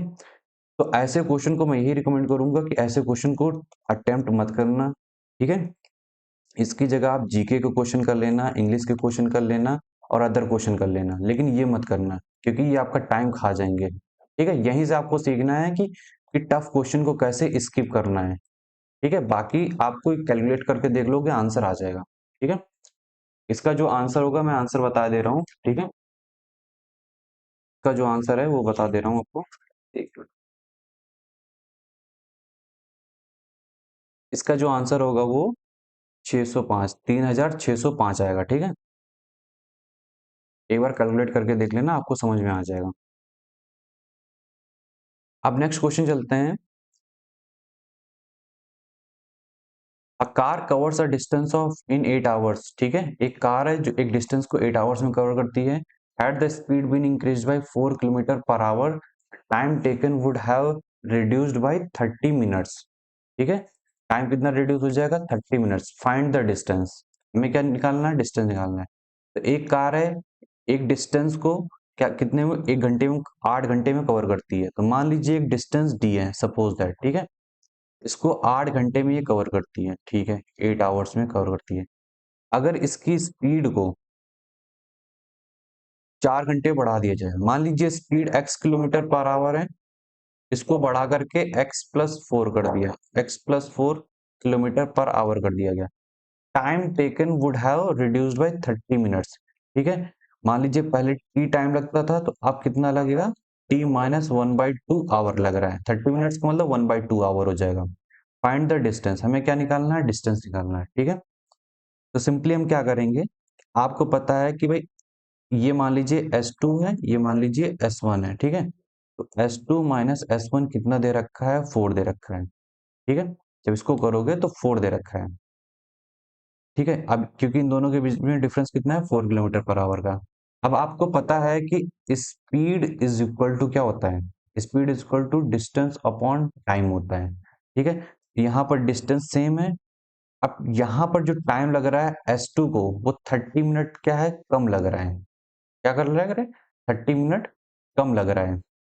अब 8 घंटे में कवर कर रहा है, तो इसका मतलब क्या है कि 30 मिनट कम लगेगा, तो 7 सही 1/2 आएगा, मतलब कहने मतलब है 7.5 आवर इसे लगेगा, ठीक है। तो इसको हम इस तरीके से लिख सकते हैं, 7 सही 1/2 प्लस माइनस सॉरी, फिर इसके बाद डिस्टेंस अपॉन इसको कितना लग रहा है, 8 आवर्स लग रहा है, फिर ये 4 आएगा। इसको हम क्या कर लेंगे, सॉल्व करेंगे, ठीक है। इधर 2 जाएगा, 14 जाएगा, 15/2 आएगा, तो 2 ऊपर जाएगा, ठीक है। 2 ऊपर जाएगा, डी को कॉमन ले लेंगे, 2 ऊपर जाएगा, नीचे 15 आएगा, -1/8 आएगा, ठीक है। इज इक्वल टू कितना आएगा, 4 आएगा। एलसीएम ले लेंगे, ठीक है। एलसीएम ले लेंगे, ये कितना है 15 अट्ठे 120 होता है, 8 दूनी 16, इधर 15 आ गया, इज इक्वल टू 4 हो गया, ये तो 1 आ गया ऊपर, ठीक है। तो d अपॉन 120 आएगा इज इक्वल टू 4 आएगा, क्रॉस मल्टीप्लाई कर लेंगे तो कितना आएगा, d is equal to 120 into 4, 12 चौको 48 होता है, ठीक है, एक जीरो लगा हुआ है, तो d इज इक्वल टू क्या हो जाएगा, किलोमीटर। एक चीज बस ध्यान रखना यहाँ पर कि जो भी यूनिट होनी चाहिए वो सब सेम होनी चाहिए। जैसे मैंने किलोमीटर पर आवर में लेके चला हूं तो मेरा आंसर जो आया है किलोमीटर पर आवर में आया है, ठीक है। यहाँ पर मैंने आवर ले रखा है, लेकिन यहाँ 30 मिनट है, तो 30 मिनट को मैंने क्या किया है, 60 मिनट से डिवाइड कर दिया था, तो यहाँ पर 2 ले लिया मैंने, 1/2, इसी 1/2 को मैंने यहाँ पर लिखा हुआ है, ठीक है। तो ये ऑटोमेटिक आपके दिमाग में आनी चाहिए सारी चीजें, बस ये ध्यान रखना कि सेम यूनिट में होना चाहिए, बाकी बहुत आसान क्वेश्चन है। इसका आंसर क्या होगा, बी होगा, ठीक है। अब क्वेश्चन नंबर 74 पे चलते हैं, ठीक है। 1/3 of the journey is covered at a rate of 30 kilometre per our, ठीक है। फिर 1/4 of the remaining is covered at the rate of 40 kilometre per our. फिर एक है क्या, 60 kilometre per our, sorry 50 kilometre per our. तो यहाँ पर ये चीज बोला जा रहा है, अब मान लीजिए कोई जर्नी है, आप कुछ भी जर्नी आप मांग सकते हैं, बस इतना मानना है कि भाई इससे इससे और इससे क्या है, कट जाए, इस हिसाब से, ठीक है। तो मैंने मान लिया सपोज दैट, क्या मानू, मान लेते हैं 60 किलोमीटर मान लेते हैं, ठीक है। कोई भी रैंडम आप मान सकते हो, 60 मान सकते हो, 120 मान सकते हो, 600 मान सकते हो, बस इस तरीके से मानना कि इससे भी कट जाए, इससे भी कट जाए, और इससे भी वो कट जाए, ठीक है, थोड़ा सा डिविजिबल हो जाए। तो मैंने अपनी कैलकुलेशन को आसान करने के लिए मैंने 60 किलोमीटर मान लिया, ठीक है। आप कोई भी मान सकते हो। अब बोला गया है कि 1/3 of the journey is covered at a rate of 30 kilometre. जब 60 किलोमीटर का 1/3 करोगे तो क्या आ जाएगा, 20 किलोमीटर, मतलब 20 किलोमीटर किस स्पीड से कवर करता है, 30 किलोमीटर पर आवर की स्पीड से कवर करता है। फिर बोला है कि 1/4 of the remaining is covered at 40 kilometre per hour. अब रिमेनिंग कितना बचा, 40 किलोमीटर, 40 किलोमीटर का 1/4 कितना होगा, 10 किलोमीटर। अब 10 किलोमीटर किस स्पीड के साथ कवर कर रहा है, 40 किलोमीटर पर आवर की स्पीड से कवर कर रहा है, ठीक है। Remaining is covered 50 kilometre, remaining कितना है हमारा, 30 है, रिमेनिंग कितना है, रिमेनिंग 30 किलोमीटर जो कवर कर रहा है वो 50 किलोमीटर पर आवर की स्पीड से कवर कर रहा है, ठीक है। इसको ऐड करेंगे तो कितना आ जाएगा, 60 किलोमीटर आएगा, ठीक है। ये मैंने रैंडम लिया है, आप 60 120 कितना भी ले सकते हैं। अब आपको पता है यहाँ पर क्या है, what is the average speed of whole journey. Average speed का फॉर्मूला क्या होता है, पहले ही समझते हैं। एवरेज स्पीड का जो फॉर्मूला होता है, total distance upon total time, ठीक है, total distance upon total time. तो हम क्या करेंगे यहाँ से, अब इसने अलग टाइम लिया होगा, मान लीजिए इसने T1 लिया, इसने T2 लिया, इसने T3 लिया, अलग अलग टाइम लिया होगा। तो आपको पता है टाइम इज इक्वल टू क्या होता है, डिस्टेंस अपॉन स्पीड होता है। तो यहाँ पर जो T1 आएगा, डिस्टेंस कितनी है इसकी, 20 है, अपॉन में क्या आ जाएगा, 30 आ जाएगा, को सॉल्व करेंगे 2/3 आ जाएगा। इसी तरीके से हमारा जो T2 आएगा वो 4/1 आएगा, सॉरी 1/4 आएगा, ठीक है। ये कितना आएगा, क्योंकि 10 ऊपर जाएगा ना, तो 10 अपॉन 40, जीरो जीरो कट जाएगा, ये 1/4 आएगा। T3 कितना आएगा, इसी तरीके से 30 अपॉन 50 आएगा, जीरो जीरो कट गया तो 3/5 आ गया। तो ये हमारी वैल्यूज आ गई। तो बेसिकली क्या है, एवरेज स्पीड कितनी हो जाएगी, टोटल डिस्टेंस हमारी 60 किलोमीटर है, ये T1 plus T2 plus T3, ये हमारी टोटल टाइम आ गया। 60 अपॉन T1 की वैल्यू क्या है, 2/3 है, ठीक है। T2 की वैल्यू 1/4 है, और T3 की वैल्यू 3/5 है, ठीक है। अब आप इसका एलसीएम लेंगे तो 5 चौको 20 हैं 60 होगा, ठीक है। इसका एलसीएम लेंगे तो कितना होगा, 5 चौको 20 हैं 60, ठीक है।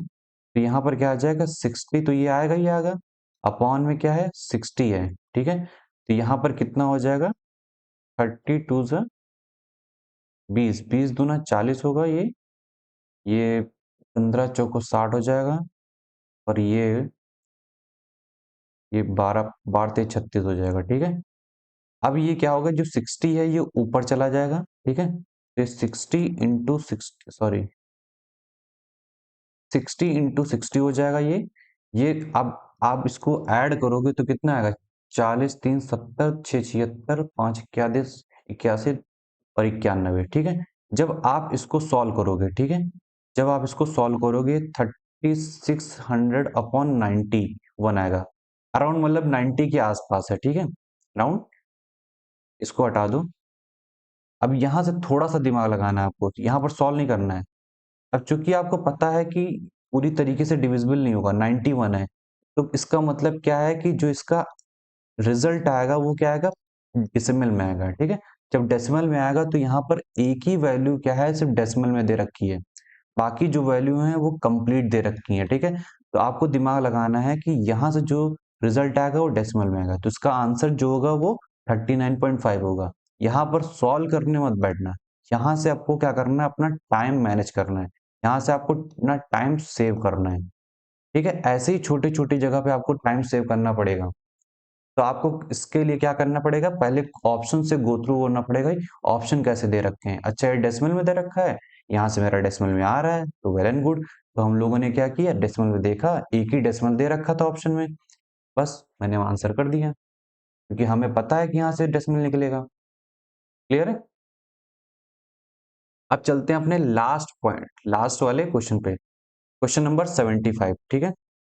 Three dogs D1 D2 D3 undergo a training program to walk, ठीक है, एक ट्रेनिंग प्रोग्राम है चलने की।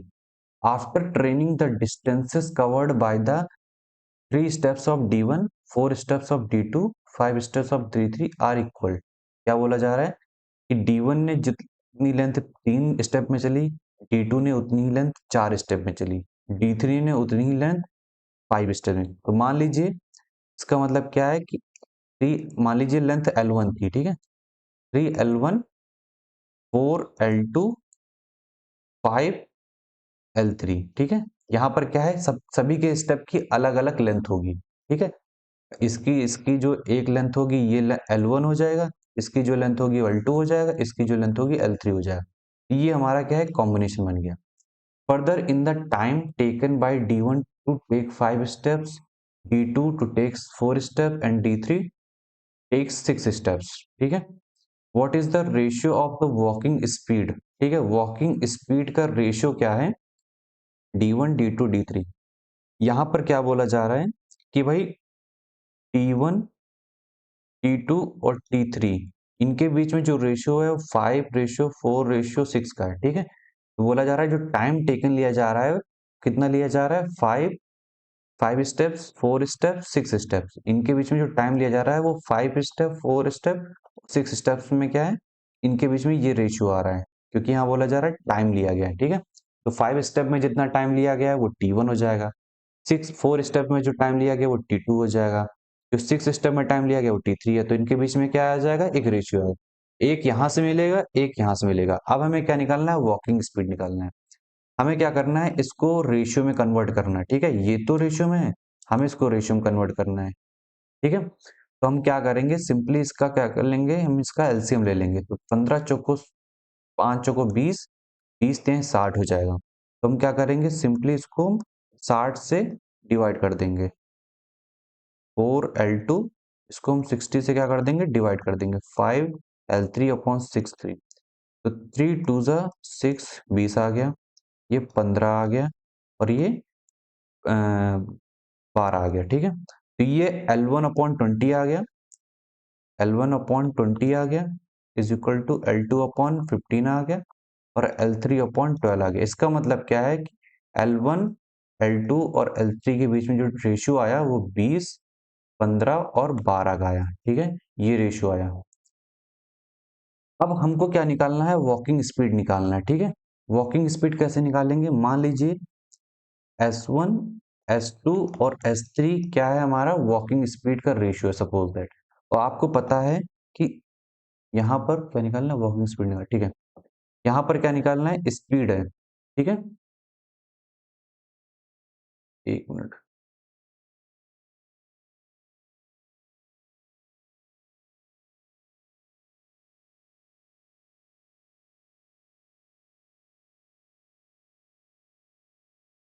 20, 15, 12।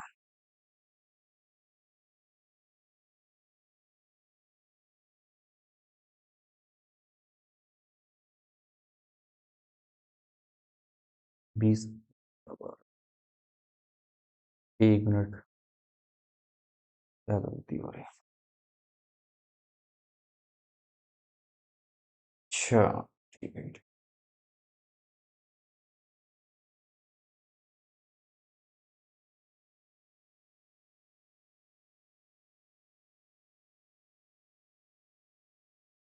ठीक है, ठीक है। हाँ,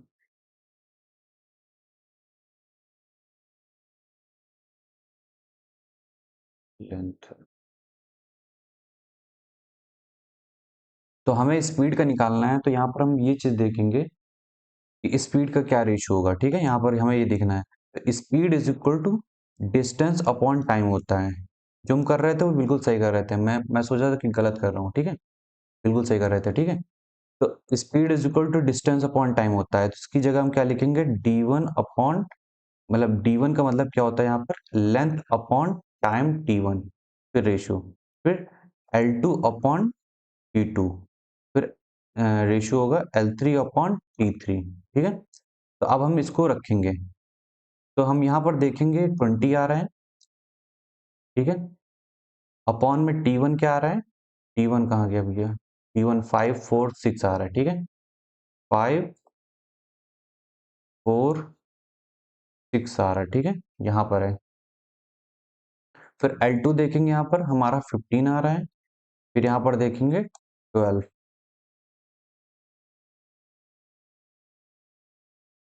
ये 5 चौको 20 गया, चौदूनी 12 गया। ठीक है, अब इसको क्या करेंगे,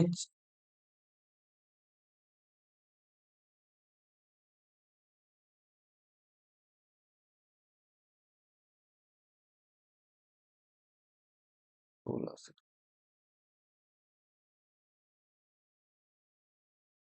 गलती हो रही कहीं पे।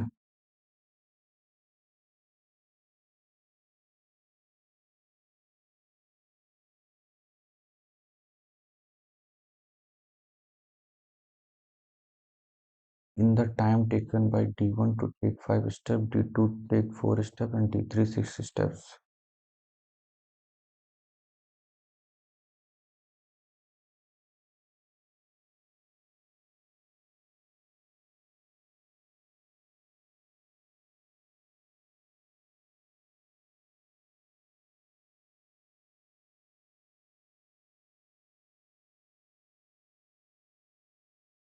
यहाँ पर थोड़ी सी प्रॉब्लम हो रही है,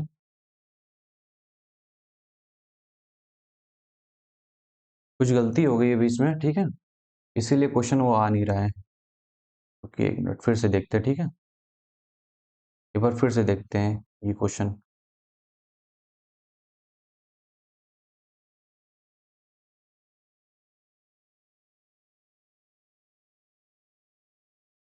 क्वेश्चन को एक बार फिर से देखते हैं।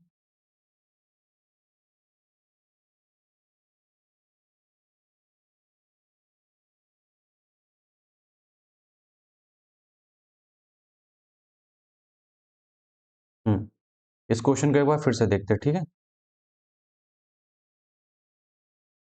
3 dogs D1, D2, D3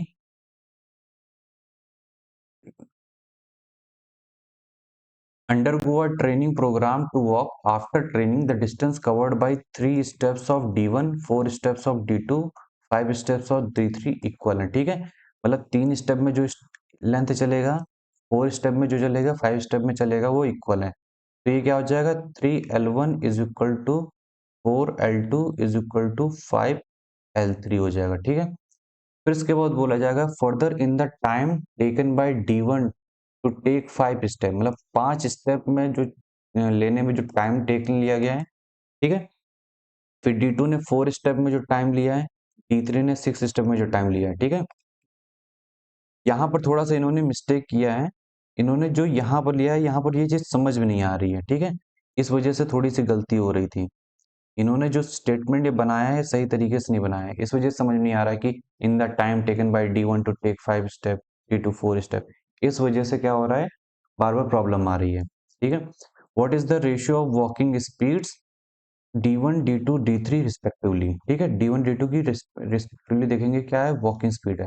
walking speed का रेशियो हम कैसे निकालेंगे, S1 S2 S3 निकालेंगे। ठीक है, अब इसको हम क्या करेंगे, उसके बाद हम लोग देख लेंगे, इसका हम निकालेंगे एलसीएम। एलसीएम कैसे निकालेंगे, 5 4 5 इंटू 4 इंटू 3 कितना आ जाएगा, 60 आ जाएगा। 60 इसके नीचे लिख देंगे सभी तीनों के नीचे। ठीक, क्योंकि हमें क्या करना है, इसको रेशियो में कन्वर्ट करना है। तो 3 2 20 60 हो गया, 15 चौको 60 हो गया, 12 पंचे 60 हो गया। तो ये क्या आ जाएगा, L1/20 आ जाएगा। ठीक है, इज इक्वल टू L2/15 आ जाएगा। ठीक है, इज इक्वल टू L3/12 आ जाएगा। ठीक है, ये चीज आ जाएगा। इसके बाद क्या देखेंगे कि भाई हम 5 स्टेप टाइम टेकन में देखेंगे। ठीक है, 5 स्टेप लेने, मान लीजिए 5T1 लिया इज इक्वल टू 4T2 लिया इज इक्वल टू 6T3 लिया। अब इसमें भी देखेंगे हम लोग, इसका जो एलसीएम लेंगे। ठीक है, 30 इसका एलसीएम आएगा कितना, 6 4 5 आएगा, ये 3 आएगा, 2 आएगा, ये 5 आ जाएगा, यहाँ 6 5 30 आएगा। ठीक है, 6 5 30, 30 दूनी 60 आएगा। ठीक है, तो हम यहाँ पर भी क्या आ जाएगा, 60 आ जाएगा, हमारा एलसीएम आ जाएगा। 12 पंचे 60 हो गया, इधर हो गया 15 चौको 60 हो गया, इधर हो गया 10 हो गया। ठीक है, अब इसको क्या करेंगे, T1 निकल आएगा ये चीज। ठीक है, अब हम जो निकालेंगे स्पीड का रेशियो निकालेंगे, S1 S2 S3। फिर इसके बाद देखेंगे, ये हो जाएगा हमारा, आपको पता है कि speed is equal to distance upon क्या होता है, टाइम होता है। ठीक है, तो यहाँ पर डिस्टेंस का क्या है, यहाँ पर डिस्टेंस डिस्टेंस देखेंगे तो यहाँ पर L1 होगा। ठीक है, L1/T1 हो जाएगा, L2/T2 हो जाएगा, और L3/T3 हो जाएगा। अब इनकी वैल्यूज रखोगे तब आपको ज्यादा क्लैरिटी आएगी। ठीक है, अब यहां से देखेंगे 20/12, 15/15। ठीक है, देन उसके बाद 12/10 आ जाएगा। तो इसको हम अगर सॉल्व करेंगे तो ये तो हमारा 1 आ जाएगा। ठीक है, फिर इसको हम देखेंगे यहाँ से, ये हमारा 10 आ जाएगा, ये हमारा 6 आ जाएगा, ये 5 आ जाएगा, ये 3 आ जाएगा, ये अगेन 6 आ जाएगा, ये 5 आ जाएगा। जब इसको आप, कितना बचेगा, 5/3 रेशियो 1 रेशियो 6/5। जब आप इसको क्रॉस मल्टीप्लाई करोगे, ठीक है, जब इसको क्रॉस मल्टीप्लाई करोगे तो मान लीजिए ऊपर और नीचे से क्या है, 15 आ जाएगा, इसका एलसीएम आ जाएगा, तो इधर क्या हो जाएगा, 5 × 5 हो जाएगा, यहाँ पर हमारा 15 आ जाएगा, यहाँ पर हमारा क्या आ जाएगा, 6 × 3 आ जाएगा। ठीक है, कितना आ जाएगा, ये 25 आ जाएगा, ये 15 आ जाएगा, ये कितना आ जाएगा, 18 आ जाएगा। समझ में आ रहा है, तो आप क्या करोगे, इसको क्रॉस मल्टीप्लाई करते हो ताकि नीचे का खत्म हो जाए और हमारा जो आंसर है वो इस फॉर्म में आ जाए। ठीक है, इसलिए हम क्या करते हैं, इसको इधर मल्टीप्लाई करेंगे, इसको इधर मल्टीप्लाई करेंगे। अब यहाँ पर दोनों ही क्लास करेंगे तो इधर क्या हो जाएगा, हमारा 5 × 5 हो जाएगा, ये 3 × 5 हो जाएगा, ये 5 तो ही है, तो यहाँ पर 6 × 3 हो जाएगा, तो ये कितना हो जाएगा, 25 15 और 18। अब देखते हैं ऑप्शन में क्या दे रखा है, 25 15 तो ऑप्शन क्या है, ए सही होगा। ठीक है, अब ये गलती जो हो रही थी, गलती इसलिए हो रही थी क्योंकि इन्होंने सही तरीके से नहीं दे रखा था। अब देखो यहाँ पर भी टाइम क्या है, सेम है। ठीक है, जब मैंने इस टाइम को सेम लिया तब जाकर के हमारा आंसर आ रहा है, लेकिन यहाँ पर कहीं भी नहीं लिखा है कि सेम टाइम है, जबकि यहाँ पर लिखा हुआ है। ठीक है, यहाँ पर लिखा हुआ इक्वल है, ये किसका बता रहा था, L1 का, लेकिन यहाँ टाइम का नहीं दे रखा था कि टाइम भी इक्वल आएगा। जब टाइम का लिया तब जाकर के ये क्वेश्चन सॉल्व हुआ। ठीक है, वहां पर क्वेश्चन फिलहाल सही आएंगे, लेकिन इन्होंने यहाँ क्वेश्चन, ये स्टेटमेंट जो है गलत बनाया है। आई होप आपको ये वीडियो पूरी समझ में आएगी। एक एक क्वेश्चन मैंने बहुत आसानी से सॉल्व करने की कोशिश की है ताकि आपको समझ में आए। ठीक है, तो अगर आपको कोई भी डाउट है तो आप कमेंट सेक्शन में पूछ सकते हैं कि कहाँ पर डाउट है, मैं उसका जवाब दूंगा।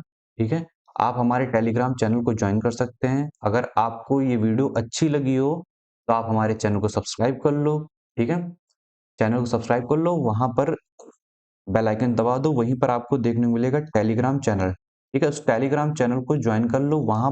वहां जब जाएंगे तो सीडीएस के लिए आपको फ्री जिद बैच मिल जाएगा। ठीक है, फ्री जिद बैच, उसको आप ज्वाइन कर लीजिए। यहाँ पर आप अपने किसी भी डाउट्स को पूछ सकते हैं, उन सभी डाउट्स को मैं आपको जवाब दूंगा। आपको पता है जैसे कि मैंने 3 बार सीडीएस क्लियर किया है, 3 बार एफकैट क्लियर किया है, तो मैं एनफ पोजीशन में हूँ कि मैं आपके सभी डाउट्स को आप क्लियर कर सकूं। ठीक है, जितने भी आपके डाउट्स होंगे सभी डाउट्स को क्लियर किया जाएगा then and there as soon as possible. ठीक है, तो मैं चलता हूँ। जय हिंद।